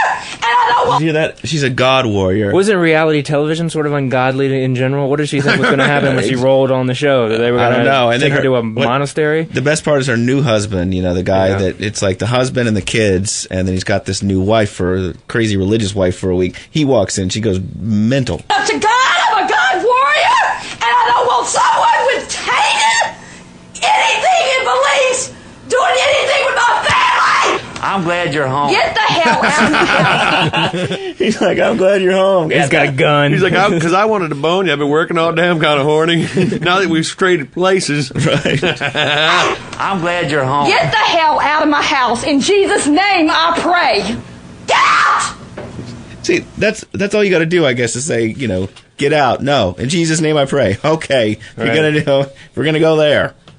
The power of Christ compels you. Remember that season? Yes, that's excellent. What is that, He-Man? The Exorcist. Exorcist. Oh. Yeah, it's a famous line. You ever hear that Eddie Murphy bit? He's talking about the Amityville Horror, and he's like, the guy's like, get out. He's like, any black guy, all right, see you later, Rob. Yeah, I know. It's always the white people like, I will stick it out. There's a ghost. What was that? Let's stick around and find out. Well, that's one of the things I have to say that I really appreciate about Islam is that how easy it is to divorce your wife in Islam? Say it 3 times. Say it 3 times. Really? And they even ruled that if you say, I divorce thee 3 times to a woman, done. No lawyers. She can't fight it? Dude, go fight Allah. Yeah, you're right. You can't fight Allah. Mm-mm. And you can even, there's one guy, how cold is this? This case actually went in front of the, Towelhead Tribunal or whatever. I don't know what it was. Anyway, they, a guy sent a text message 3 times and I divorced and this woman's like, that doesn't count. You have to do it in person. And they went and ruled and said, no, the text message counts. I called and left 3 messages. I said it 3 times. I think I would just, but see, that'd be great. You've been in an argument and she's like yelling at you like, I divorced thee and don't make me say it 2 more times. That's one, yeah. Because you were going to be out there getting like. I would get creative and just put it in like a fortune cookie and give her 3 of them. She opens them up. Don't eat the 3rd. You know what's going to happen. Dude, I was reading like the news this weekend and I felt like it was like 1800s. It was like a pirate attack this weekend. Did you see that? Oh, and that cruise ship. Oh, yes. There was a cruise ship. I was like... and they beat him.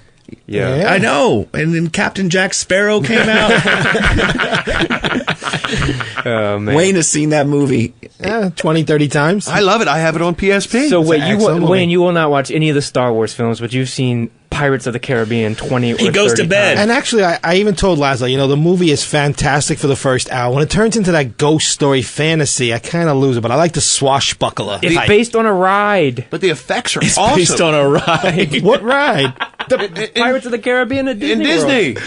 You didn't know that? Are you I guess serious? your dad was, See, I think your dad was too busy drunk leaving you in a car to take we you to Disney didn't World. we didn't go any further than like Philadelphia. I gotta say, I seen You don't the mix with those people I that seen the much. Liberty Bell. That was about it. No, Wayne's like, really? I can't wait for it. It's a Small World movie. Yeah. Small world. Space Mountain. That's got to be good considering. I never knew it was from a ride. Sure, yeah. Johnny Depp said he will do up to 7 sequels. I'm glad that he put, hey, listen, I'm not going to whore myself out here. Yeah. They're already doing 2 and 3, right? They're shooting them back I to back. believe- yes, yeah. You excited, Wayne? Sure. But like I said, I kind of lost it at the fantasy of when it became a ghost story. Yeah, when it was about the pirates and the killing and the raping and the pillaging. What is he with the raping? I'm with Wayne. I don't know what it is about that movie. I love it. I absolutely love it. Keira Knightley. That too. Yeah. I forgot to mention when we were talking about, we went to that big O&A Halloween party, and Wayne was ordering Guinnesses 2 at a time, and had it standing there in the hall. I wish I had a picture. Standing there in the hall with a Guinness in each hand. And sometimes he'd just swap out, like, I'll take a drink from this one and the right hand. No, I didn't swap out. You always kill the left hand first because I'm right-handed. But I was talking to the guys at XM who threw the party for O&A and the bar tab backstage. Yeah. $5,000. Yeah. $5,000. He said he was doing good. I heard him. He said, I'm doing pretty good back here with this crowd. There was like 6 people backstage. I know. Too. That's what's really disturbing. Wayne's about the whole ordering thing. hamburgers for people. He goes, he's a complete stranger. He's like, hey, you hungry? Right. There's food back here. I only hooked up Reed. I No, appreciate you it, were man. talking And about Reed, I appreciate it, man. Reed, what did you exactly tip that young lady? $6. You gave her No. 6? No, we thought we seen 2 singles. No, and I gave her and one of them was $6. like on a string and went back to your wallet. I gave her $6. Did you? Yeah. That's pretty Is good. That you don't know. What do you mean? I watched because I know that No, you're unemployed and you're a Maybe little it was cheap. a 5 and a 1. No, I swear to God, I had Well, 6 that's- singles in my well, wallet. I only That's go what by gave what her. Laz said to me, Oh, so you guys are cutting me up after. Reed goes to the strip bar and tears the dollar in half and throws them on stage. Yeah, I don't know. Did you hear that that Kevin Federline? He's calling himself K-Fed. I love it. He has a rap album. We'll have to get that next week. Yes. No, I've heard the song, right? You got it? But he Got it right here. He says, "Don't call me." They used to call me K-Fed, but now I want you to call me Daddy. Right. Great. What? Yes, I'll call you an idiot. That's what the words say in this song. I should be saying keep my damn name out your mouth, but y'all people keep increasing my change amount. So go ahead and say what you wanna. I'm gonna sell back to me or fold, and I'm gonna. Dude, you're not Eminem, all right? Yeah. Stop it. Apparently, he played that for his wife, and she laughed. What's funny is she's the producer, though. Yeah. She's the producer? She's She produced trashing it, the yeah. song. And you know what? She's making it bad because she doesn't want him to be better than her. I mean, she's I'll produce Not it. a problem. Right. Believe me. Yeah.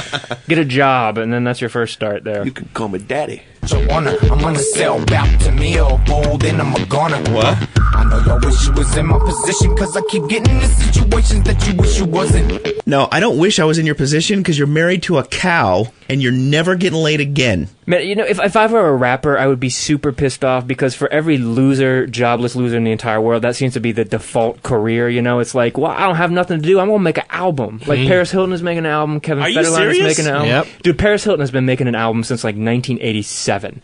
When this thing comes out, finally, it's gonna be like shake the Willie world. Nelson reggae album. It's just been he's been working on it for years. Dude, I don't get it. Who that guy from the OC, Peter Gallagher, apparently made an album. Have you heard about this, Ed? Yeah. What kills me about K-Fed is You call him K-Fed. K-Fed. Daddy. How is he going to screw this up? You're married to Britney Spears, and now apparently he's going out so much, spending all her money. He went to like Blockbuster, and his credit card was declined because she cut him off. But you're married to Britney Spears. You got a free ride for the rest of your life. Why did you mess that up? Because they're trash. I'll do whatever he's she trash. tells me to. I would too. He missed his kid's 1-year-old birthday party to go like hang out at the club. You hear that? Are you sure that's not for that dumb show? No, dude, it's true. He couldn't make it. I thought the best was that he's got another baby with another whole woman. That's and what that I'm woman, saying. I don't even like, I'd be out looking for the buck. You owe me some child support. Get Brittany to write a check. It's your problem now. Dude, I was checking out album covers this week and rated one of the worst album covers ever. I don't even remember this one. Scorpion's Virgin Killer. I do. Dude, how did they get away with this? Wow. I used to have that. Holy. On the cover Can you of pass that around. If you do a search for Scorpion's Virgin Killer, Can't it is see a that girl from that is squinting. probably 12 years old on the cover, completely naked. How they didn't get in trouble with some kind of pedophile law? But if you notice, the nipples are a little blushed out. You know, Oh, yeah. a little airbrushed clear. The artist who did this loves Halloween. That's because it's German, you know, and I think that the weirdest stuff comes out of Germany, especially I gotta porn, tell you. Remember House of the Holy with Zeppelin? Had a bunch of little naked kids on it. Yeah, what's with the Germans and naked kids? Well, who shot this photograph to begin with? Where did they even get it? It's got to be like stock or something, don't you think? No, that's not stock, dude. You know, you I think think they it was shot it for the somebody's album? daughter. It was one of the guys. Yeah, it was artistic. And what's this little star thing down low? That's where it's like supposed to be broken glass, so you can't see her private parts. Oh. Either that or it has to do with the killing of the virgin. I thought it meant like the breaking of the hymen. Yeah, virgin killer. What's wrong with that word? That word, it's scientific. I said a correct word, didn't I? Yes. I didn't say anything bad. You never know. You never know. I'm down. Yeah, see? Fine. Lazlow is breaking out into a sweat. He's got his hand on the button. Look at him. It's fine. Yeah. No one so knows you what can that talk means. about like medical things. Yeah. How about it's all the wording though. If you're just Right. saying that's what that's fine. You can't. right? Yeah. Let's talk about. See, I don't know anything. I got Talk something. about Wait, I got rainbows and No, lollipops. we can talk about breaking the law. And it turns out tonight that me and Lazlow, we Oh, broke God. the law. Did you guys Do we want to go here? Yeah, I we thought do. you didn't like Okay. doing this. I thought No. you said no break the law Well, stuff or all it's, stuff. it's not like really breaking the law, but it was a little embarrassing. I gotta say, when we got caught breaking the law. Every week, Wayne and I take the train in together, and sometimes we borrow the monthly passes of our significant others. And we're standing on the train platform, and I went off on this whole like rant about. I go, Wayne, you know it's wrong for us to use the monthly passes because our girls commute into the city every day, but we're staying. We work on the island, so we don't need the monthly train passes. But we're using theirs and sort of flashing it, and hoping they don't see that the F is stamped for female. But we have two different points of view on this. Is that I really don't feel like I'm breaking the law because only one person is using the pass on that date. Mm-hmm. Okay, where Laz does feel like it was sold to a female, and yes, you're committing fraud. But plus, you're married to her. But hold It's on, one unit. when we get caught, okay, so now it's like I was giving this whole lecture. If you get caught, don't give up the car. So I immediately say I'm paying. Well, back up for a second. The New York Times ethicist would tell you that you're telling Wayne about the New York Times ethicist. And I'm giving him this whole speech on the platform, and then we go in and we sit down, and every week we flash our girls like monthly cards. We flash it, and the woman's like, "Can I see that?" And like an idiot, I hand it to her. Yep. So what'd she say? Oh, she's like, "This is marked for female." And This I go, is- "Oh, I this have is- long hair." This is great. At this particular moment, the hat comes off, the ponytail comes whipping. I goes, oh, so I guess you can see how they can mistake me for a woman. So you played a chick. I said, "Oh, somebody must actually punched it female." And they're like, "Oh, well, then they punch it male," and then they put a big marker on it. So now you just played your girl. Oh, so she's got no train pass. I got to go buy another one now. Can't you just say I grabbed my wife's on accident when I left You know the what? house? Wayne goes, "That's my wife's. Let me pay cash." He Yeah. completely got out of it. Yeah. So your card is still good, sweetheart. You're going to work tomorrow. And Lazlow's in trouble. You know your wife doesn't listen to the show after 9 o'clock. No. She's in bed. No, she listens to the whole show. She might be dozing right now, but I'm pretty sure that sent up a red flag. That's a $20 red flag. Yeah, it's $220 for the pass for the monthly. Yeah, for the monthly. So you have to buy your girl a new one, Lazlow? Well, actually, Oh, Laz yeah. kind of lucks out. He got out the calendar and kind of estimated down. He really just needs a 10-day pass to get to December 1st. Dude, it was, and I like after this whole speech about how it's ethically And I wrong, felt bad. and then I get busted and he gets off. But only because my lady particularly went on. She said, if they yell out, it's a punch day, or you see it, something wrong, she goes, don't give it to them because they can confiscate it. So immediately when I said, oh, no, that ain't my pass. I'm lying to you. Here's my 20. And it's embarrassing because now you know you tried to get over. And I actually said to Laz, you think it was a woman that caught us. Would have been cool and be like, all right, fellas, you kind of don't belong doing this. Let me see you next Sunday. Don't let me see you again. Not like you're robbing banks, right? No. You need my. Oh, you're in trouble. She's girl's on listening you. and she's like, great. So I have to pay to go to work tomorrow. I love you. Check it out. Next time I'll rent out my sister. But hold on. Maybe we can, put her in like a Halloween costume for the next month. She can go on as a male. Yeah, she's got to get dressed up Yeah. for work every day now. It's like, Maybe we can get her a sex change. No, Just say $220. $220, right? And like the sad part is it costs us money to do this show. Yes. That's what I was going to say. And I felt guilty. I did. I felt guilty because I got over. K-Rock is so cheap, it costs us money to do this I'm coming show. all the way from Philly, man. I know. Oh, what do you want, a cookie? I want something. You got some Japanese food. But anyway. Yeah, I paid for that today. Me and Laz are going to buying our own monthlies. I'm going with a 10. Right. I ain't playing the game no more. Well, now that she knows who you are. Well, that's the first time we ever had her. Yeah, I think she was new. I got to tell you, before I hooked up with you, I had a whole conversation with Colleen in the house about how I feel like when I keep it in my wallet, it's kind of like frosted, so you actually can't see it 100% clear. So I felt like this was, they'll never catch me. It's like 25 minutes later, here's $20. Yeah, the chick was like, she saw it. She's like, what's that? And he's like, oh, it's my wife's. Biggest schmuck. I'm like, yeah, we're just going to go do a radio show that hundreds of thousands of people listen to. We'll give you a shout out. We'll give you a shout out to the bitch on the train. Yeah. Holla. All the guys that would walk by be like, hey guys, we just flash the pass real quick. They go on. Because they're doing the same thing. This chick must have been new. Ladies and gentlemen, Jake Fogelnest. All right. Yeah. Every week we hand the show off to Jake, who comes in and looks like he just tied something around his arm in Washington Square Park. And you mean like now?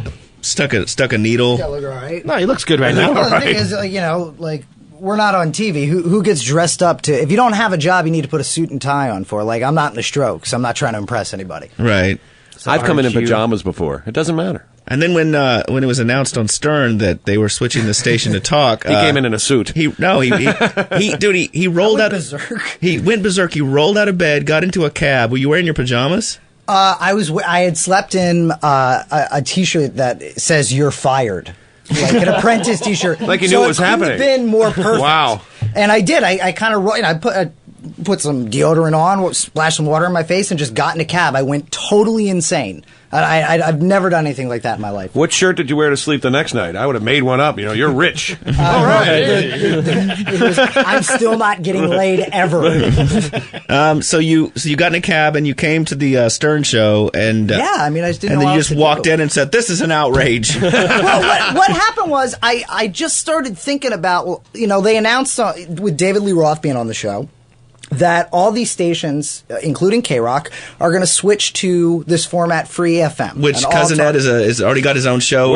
Congratulations! We're already free, my friend. That's right. But I was worried. It wasn't just like I'm like, oh man, I'm out of a job, but so are all these other people at all these other markets all across the country. They're getting ready for work to find out over the Howard Stern show that they don't have work to go to, and I just thought that was a really lousy way to let people know that they were not going to have jobs. Well, usually radio stations, when they fire people, it's like... Bring us into a meeting. Give us coffee and donuts. Say you're fired that Cousin way. Ed's been fired 18 times. It's not how it works. I usually find out from the interns. Dude, I hear you're getting fired. Nah. You're just an intern. What do you know? Have you ever found out you were fired over the radio? No, but I expected because I knew that something was going to happen the past couple weeks, and I was just like, uh-oh, something's going down. Yeah, no, of course there were rumors. There's been tons of rumors, and it's not like it came out of nowhere. But I just thought it was lousy. What'd be worse is if you're going into work and you're like running a little behind, and all of a sudden you're listening to the station, the show before you, and they're announcing the next guy. And replacing Ed now, and you're like, what? My sister, I'm not going to listen to Crazy Right. Coming up, Jack Daniels with his crazy zoo review. What? Gas Man and the Frog Man. My sister, she found out that she was getting fired. She went to her job that had one of those key cards that you have to And it didn't work. And it didn't work, and she's like, okay. Nice. We have those at YSP, and mine stops working, and all of a sudden I think, uh-oh, today's the day. It's not, and people laugh, like, dude, you must be fired because you can't get in. Now, when you finish a job at like MTV, like if I'm doing a writing gig there, the minute that you're done your job, your card doesn't work anymore. They show no mercy. They wouldn't want you just hanging out, and you don't want to loiter and try to can't access your accounts, your voicemail, nothing. It's all changed, just like that.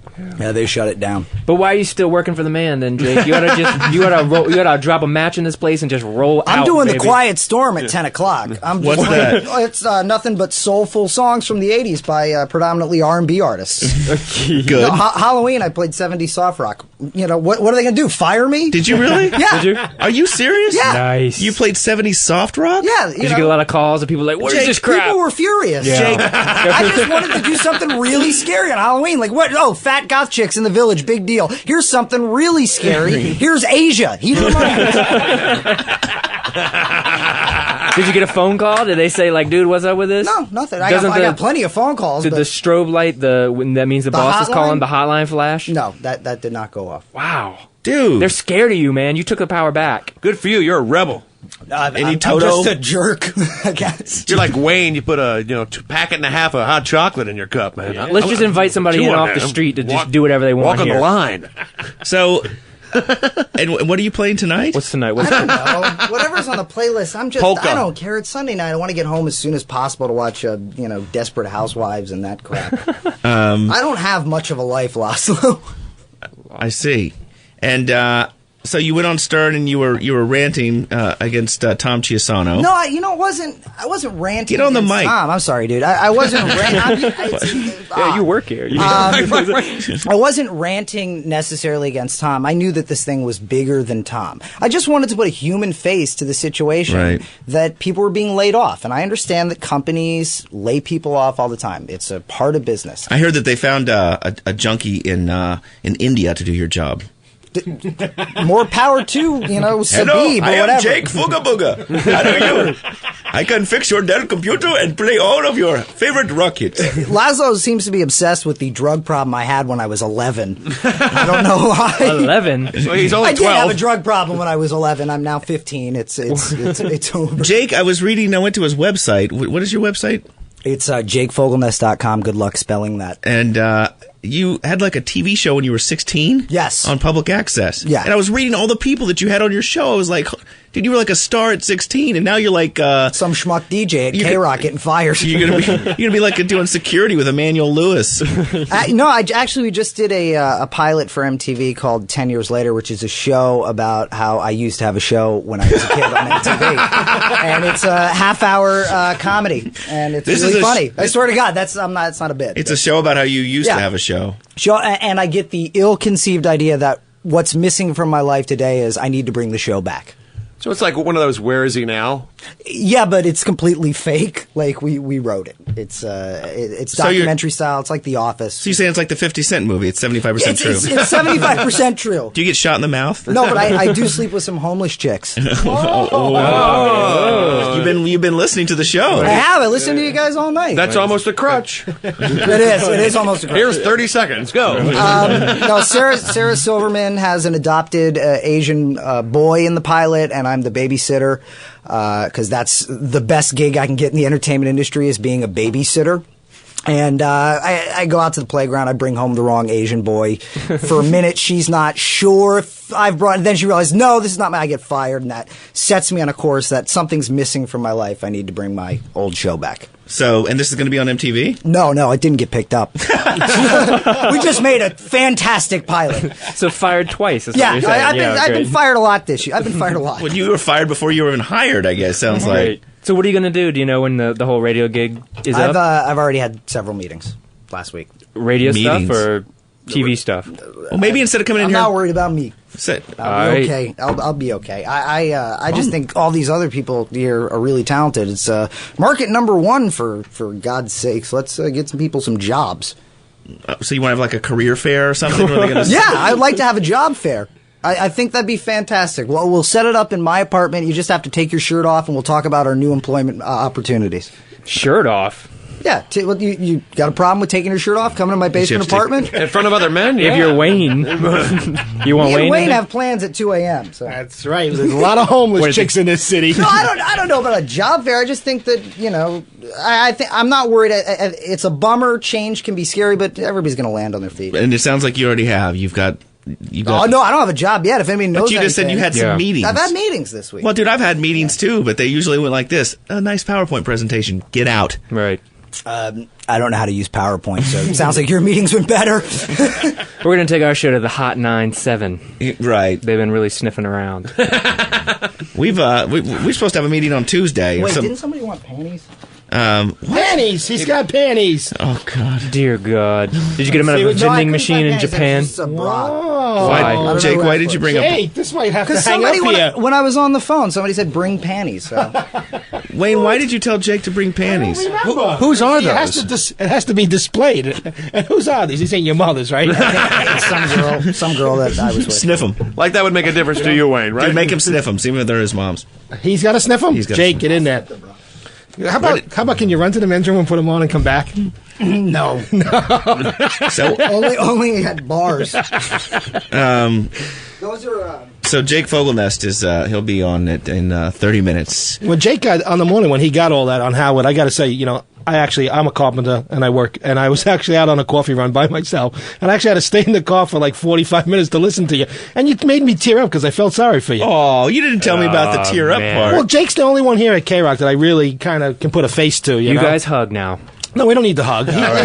He shares the homeless affliction. So, both you guys are into homeless chicks? Well, he seemed to say, yes, he likes homeless. I just thought that was. One thing I did not expect to hear today was I was thinking of your face, and I was thinking of just a dirty homeless girl, and it just she wasn't made me dirty. laugh. She wasn't dirty. She wasn't too bad. She wasn't exactly clean. She had a car. She wasn't doing that bad. That's right. And they had the windshield wiper fluid. You know, is that what you used to bathe her with? He washed her down with the fluid. She turned out blue. Right. And one day we'll see the Before video. They had blue. It came in clear then. And Wayne. But anyway, Jake, I felt real bad for you. I hope everything works out well for you. Jake's gonna be fine. It was upsetting. It was. He's just been a in meetings. shock. He's been to meetings. It was a shock, and I was legitimately upset. I was upset. And Julie Slater, who's been following Howard for 8 years, she was totally crying. She was in tears. Yeah. So, it's sad. So why don't you just start talking? Do a little like Jake. I've been talking forever on the station. I just don't really have anything to say. I'll rent. So I'll shut up. You know? I'll rent Wayne to you for $30 an hour. Why don't you guys stick It's more than he's around? making now. Why don't you? Let's just keep doing this till 2. They have a TGI Fridays to go to. We have a TGI Fridays we got to hit. Right. In fact, Cousin Ed, you got to get out of here. You got a train to catch, dude. I got a big talk show to do tomorrow. Yeah. Yeah, I gotta get Cousin some Ed's sleep. doing middays. I guess it's called the Barsky Show, and the guy came. Barsky Show sans Barsky. And this guy gets a job at Cousin Ed's station. But we flipped last Tuesday. So he worked from Tuesday till Monday, which was 1, 2, 3, 4. That's 5 shows. He won't be back till Wednesday. By the time he comes back, I will have done his show more than him. What a great gig. Like, you get a new job, like, hey, if anybody needs me, I'll be at home, and Cousin Ed will be filling What was his it. reason for taking off? He has a viral infection. Like, he really went to a doctor, and the doctor said it's going to take like 14 days for him to heal. So That's a drag. And so you're doing a midday talk show. Yeah. And like his sidekicks are now your sidekicks. Yeah. And so it's like That's awkward. You just sort of point at them and they It's laugh. like, okay, ready, chemistry, go. And your name is what? I had to write their names. I mean, I knew them before, but it's just like to say their names off the top of your head. You got to write it down in front of you. These are your partners. Why? But dude, you got a train to catch. I know. That's so awkward. Yeah. Wow. Welcome to Free FM. Right. Well, but they're still going to be playing music on weekends, right? Yeah. So what are you worried about, dude? Oh, I can make a living in New York City just working 2 days a week here. Sure. Sell some stuff in Washington Square Park, dude. Look at maybe you could go be a carpenter with Wayne. He goes through women's underwear drawers, which evidently you're sort of interested in. I'm sure you do too. Creepy bastard. Why did you bring in women? One time my friend Horatio said, I'm going to the deli, does anybody need anything? And he said as a joke, I need a pound of ham. I came back with a pound of ham.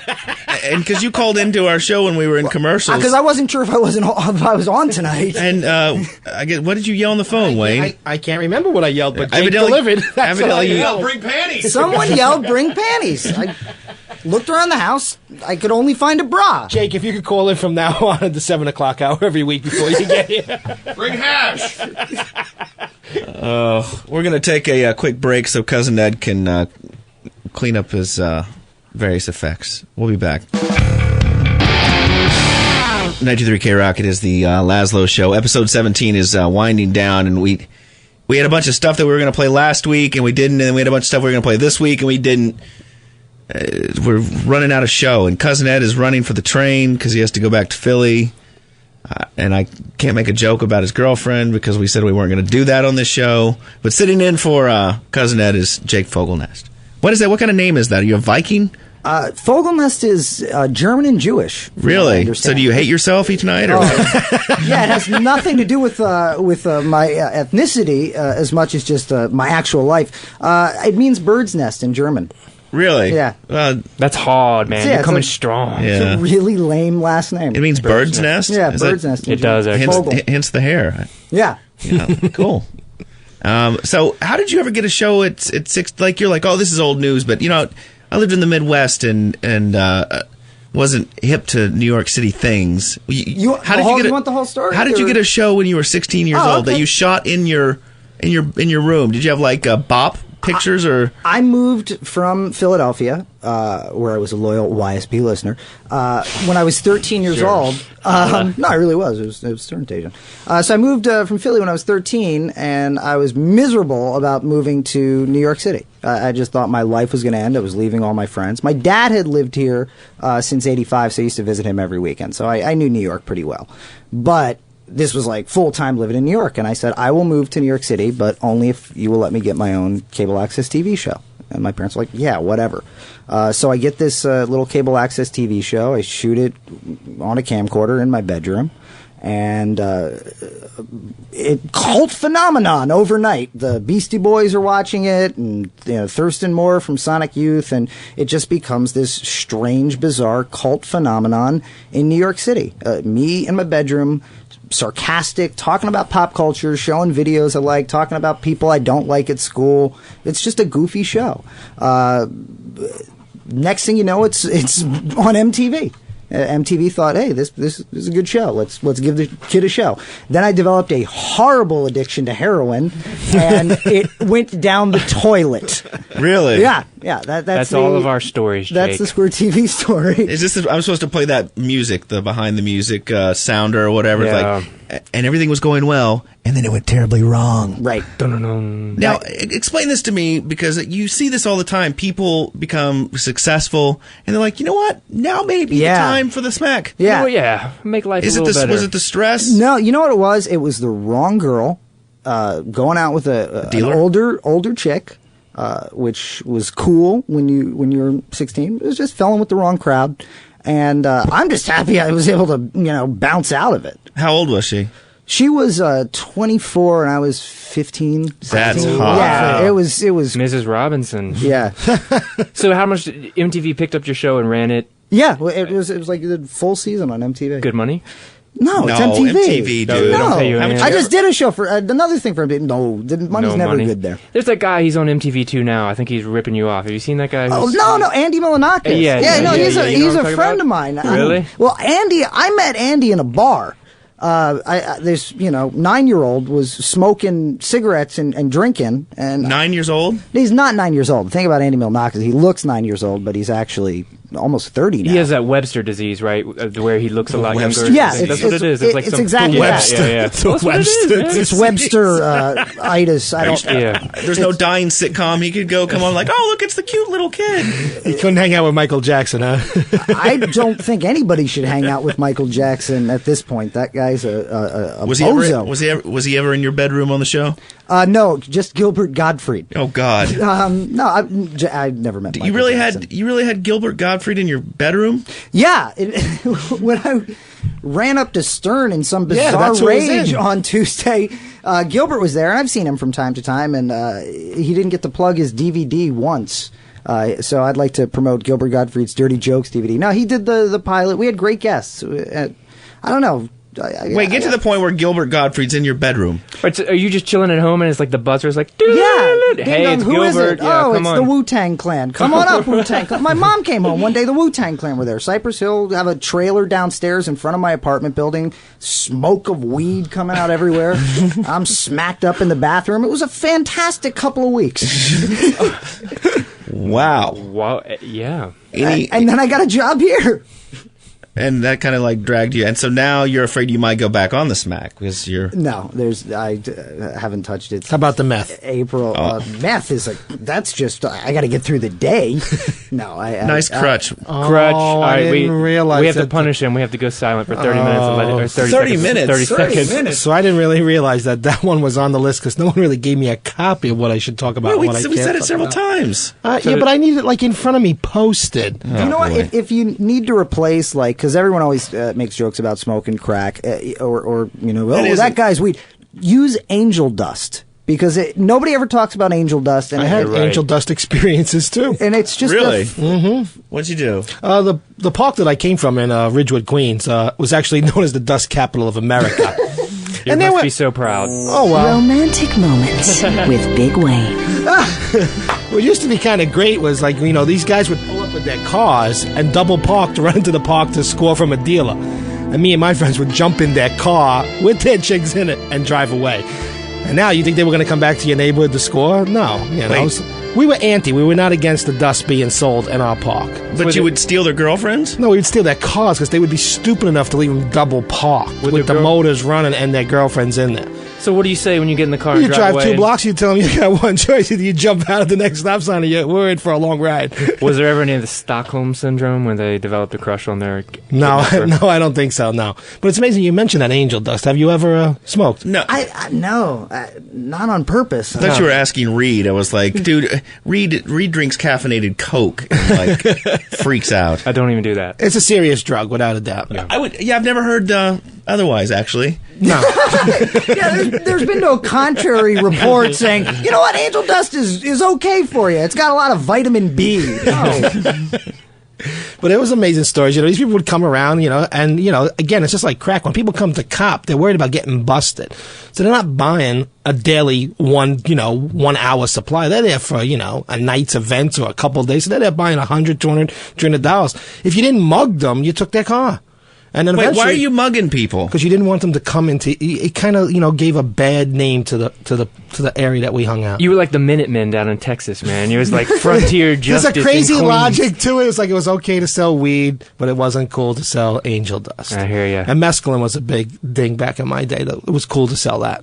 I Any don't familiar like- with the mescaline? That's the first drug I ever took, actually. I was 13 years old. I did not know the difference. I love. Me and Jake come from the same. I had the worst Junkieville. time. I thought I was vibrating. It felt like being raped by a ghost. I did not like it. You didn't like it, huh? No, I'd never taken it. Raped by a ghost? That's what it felt like. It sounds kind of hot. And I could only calm myself down. Casper the homosexual friendly ghost. Wasn't that just a Reese Witherspoon movie? You Yes. know, raped by a ghost. That's what I think was what happened. It was like number 3 at the box office. Did pretty well. Not Yeah. great, but pretty well. No, it was awful. The only way my friends could get me to calm down was they took me to the Rocky Horror Picture Show. Oh, that's good. Yeah, so I actually got thrown out. That's how of you it. calm down. Yeah, so that for some reason had a calming effect. That's how much mescaline is not a good thing to. Do you have a flashback every time you see a transvestite? Or listening to... Yeah, whenever I hear the time warp, I punch out a car window. You and Wayne need to get together and throw a party so that we can all go to this thing, man. You guys need to become party promoters. Cause, I got after that party on Monday. I'm going to say Laz one day is going to promote a big party. Oh, Wayne, you should have seen him. He's got 11 Guinnesses in him after the Opie and Anthony Halloween party. He's like, maybe you should throw a Halloween party. I'm like, who's going to come, dude? Reed? Well, what was so weird is Reed that... and Jake Fogelnest. You know, but in that... What's so weird is that in that little world, that Opie and Anthony world, and they have such rabid fans, is that, Lazlow, you're like a celebrity, Yes, dude. without We a were hanging doubt. around, people would like want to take their picture with Yeah. Lazlow, and I'm like, you gotta be kidding me, dude. It's Lazlow. It was the first time I was out in public and I saw people wearing clothing that they'd bought from my website. It's really, You're like the guy, you know how Jawa, the guy who played Jawa number 3 feels at a Star Trek convention. You know, he goes into his element and people are like, you're the bomb, dude! He's like, Jawa number 3, nigga! Right. Represent. But yeah, people were taking pictures. You autograph, you sign some stuff. Is that right? And then we were walking out and this one chick in the VIP area comes up and she's like, she goes, you're incredible. And I go, in what? And she goes, everything. And I'm like, I gotta go. I know, because, you know, they were giving me some hassle at the door, and I was like, well, you know, I think I'm on the list. And they're like, you ain't on the list, dude. I'm going to give you this guest pass, and you're just going to go in. And I was like, well, no, I think somebody put me on the list. And they're like, who put you on the list? I was like, I think Lazlow put me on the list. And it was like, you roll with Lazlow. There's like such this awe, and they're like, well, let me hook you up. I was like, dude, you gotta be kidding me. And but the best It's part, Lazlow. we brought Wayne in, and it was like the people who were working the front desk were like, oh, you must be Wayne, because you see you see the dreadlock beard, and you hear us talking about him. Yeah. And so he had people at the door like, wow, you're Wayne. And we go in, and Bill Burr is like, dude, where's the guy, the Wayne guy? Mm-hmm. So we introduced him. I'm like, it is quite obvious who is going to be. But I still think one day you could promote one of those big parties. You know what? Dude, it's good to be somewhat famous. Not really famous, but like, How does it work for you? You get like 2-for-1s in You're that Washington dude Square? from I Love the 80s. Yeah, hey, what's up? Here's a beer. But like, you don't, you can go to the deli and not have 800 photographers. Are you on that I Love the 80s, the VH1 thing? I do all those stupid shows. Yeah, I think Will Wheaton's on that too. Yeah, he is. Christian Finnegan, who we had on the Finnegan. show. Finnegan's on the best. We should wrap up. We're running out of show. Next week we have recorded some special bits because we are actually we're gonna take Sunday off, but we're recording a show for next Sunday, if that makes any sense. It's going to be like one of those, in sitcoms where the writers would run out of ideas or whatever, and they're like, let's do a flashback show, and then we'll lock the Brady Bunch in like a meat locker, and they won't have anything to do besides go, we're going to die. Remember that time that we got locked in the crazy prospector? And like, God, we seem to get locked in a lot of shenanigans. That's what's going to happen. We're going to be playing flashback clips from the show. But you can catch... this show will be archived online tomorrow. It'll be posted. It's lazlow.com. You can also see pictures of Wayne there. What are you itching over there like a crack addict? You all right? Well, next to Jake, I'm itching, man. That's the angel dust talking. And what comment were you yelling out a couple minutes ago? You wanted to experiment with something? No, me? No. You weren't asking for something a couple minutes ago? Jazz cigarettes. Oh, off the air. Oh, off the air. You guys have turned me on to your drug of choice. I'm curious. That's why I'm saying you and Jake have to have a party. I haven't done drugs in forever. Right. It was a part of my life. You're about to be unemployed. It may be time to start. That's what I'm saying. The four What of have I us, got to lose? we'll get together. We'll go to TGI Fridays and we'll just kick it. But you can't smoke at TGI Fridays. Oh, I know a TGI Fridays we can go to and have a really good time. Do you? Yeah. Where, in Ohio? I'm not giving that out over the radio. Let's hook That's it my up. secret Fridays. Was it like TGI Fridays with trannies? Super Flare? It's the Studio 54 of TGI Fridays. I'll just leave it at that. I'm down with it. Who do we got? Oh, who do we got booked on the 20th? Anybody? The 20th. Yeah. Nothing? Nothing. All right. See if you can book a guest like 2 hours before the show like you normally do. Always I take came care of with it. Bill Burr, best guest ever. That's because we just harangued him for 2 hours at the Opie and Anthony party until he